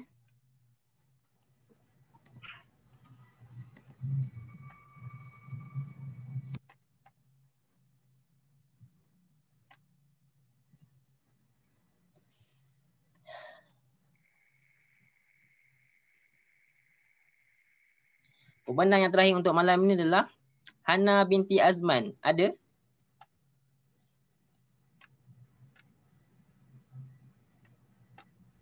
Panggilan kedua Hana binti Azman. Panggilan ketiga Hana binti Azman. Nampaknya tak ada. Okey, kita akan cari yang seterusnya.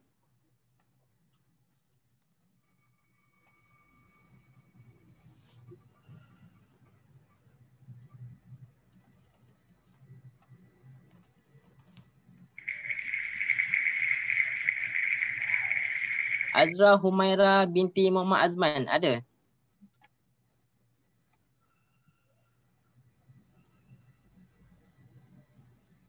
Panggilan kedua Azra Humaira binti Muhammad Azman.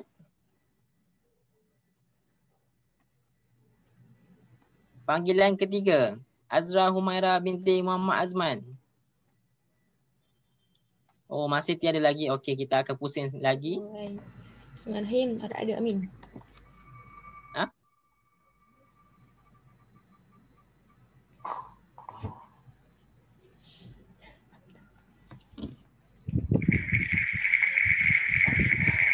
Okay. Nurul Hafizah binti Azni. Ada?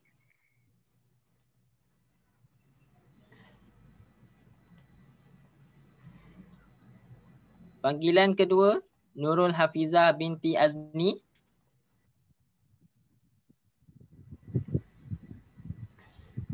Panggilan ketiga Nurul Hafizah binti Azni. Oh, nampaknya tak ada lagi. Okey, kita akan pusing lagi.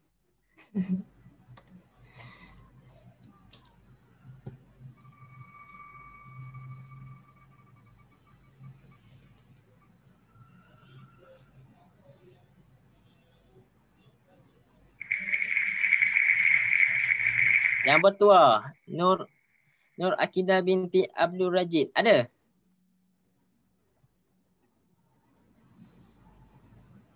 Panggilan dua Nur Akidah binti Abdul Rajid. Ada?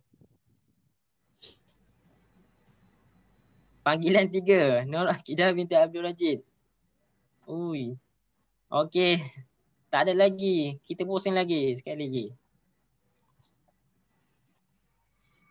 Siapakah yang bertuah selepas ini?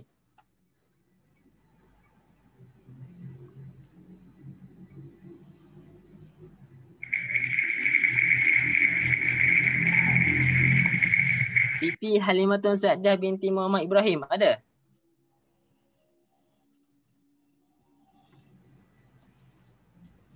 Panggilan kedua Siti Halimatun Sa'diah.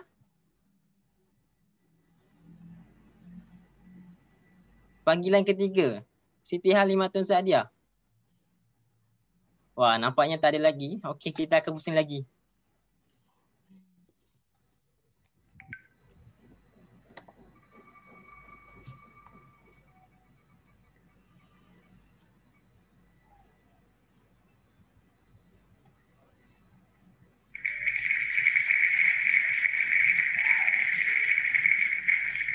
Asya Azra tadi dah ada rasa ni.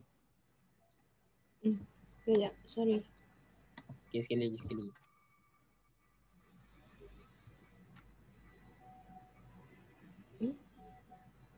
Oh, tadi Halimatun ada dekat komen. Ada ke? Ada ya? Sekejap. Halimatun ada?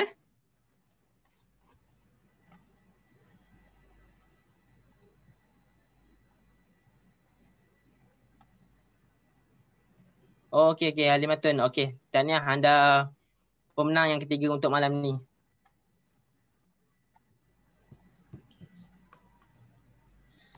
Okey. Alhamdulillah. Tahniah kepada para pemenang kerana memenangi cabutan bertuah ini dan berpeluang membawa pulang hadiah yang menarik. Kepada para pemenang, sila tulis butiran berikut pada ruangan chat untuk AJK Hadiah mengambil maklum, iaitu nama penuh, alamat dan nombor telefon. Okey, sedikit makluman.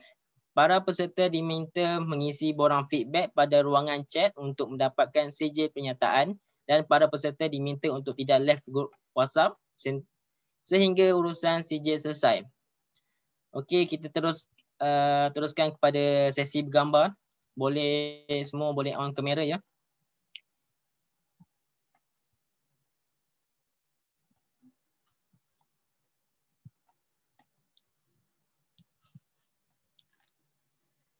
Okey, JK Media boleh tekan gambar.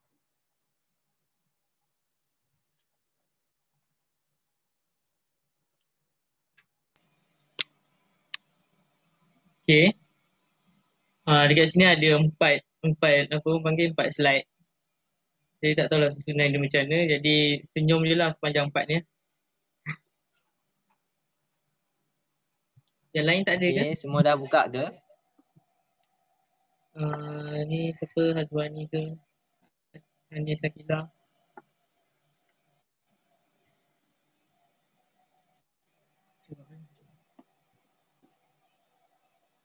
Okey, JK Media Okay. bersedia? 1, 2 dah tangkap. Okay, sekali lagi. 1, 2, 3. Sekejap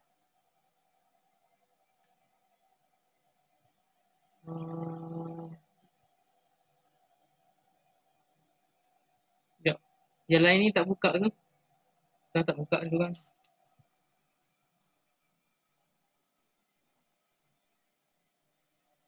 Tak ada. Kita je ada kan? Ni siapa yang ada buka ni je nampak. Yang lain tak nampak.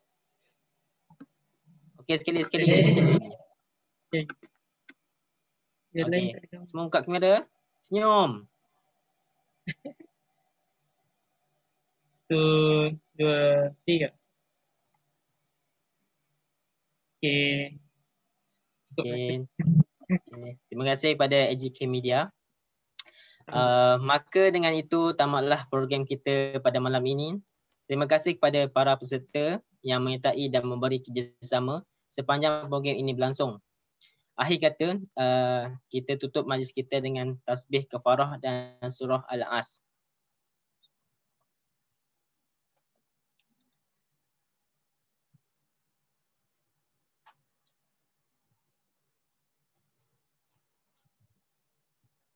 Saya sudahi ucapan saya dengan Assalamualaikum semua dan selamat malam. Waalaikumsalam.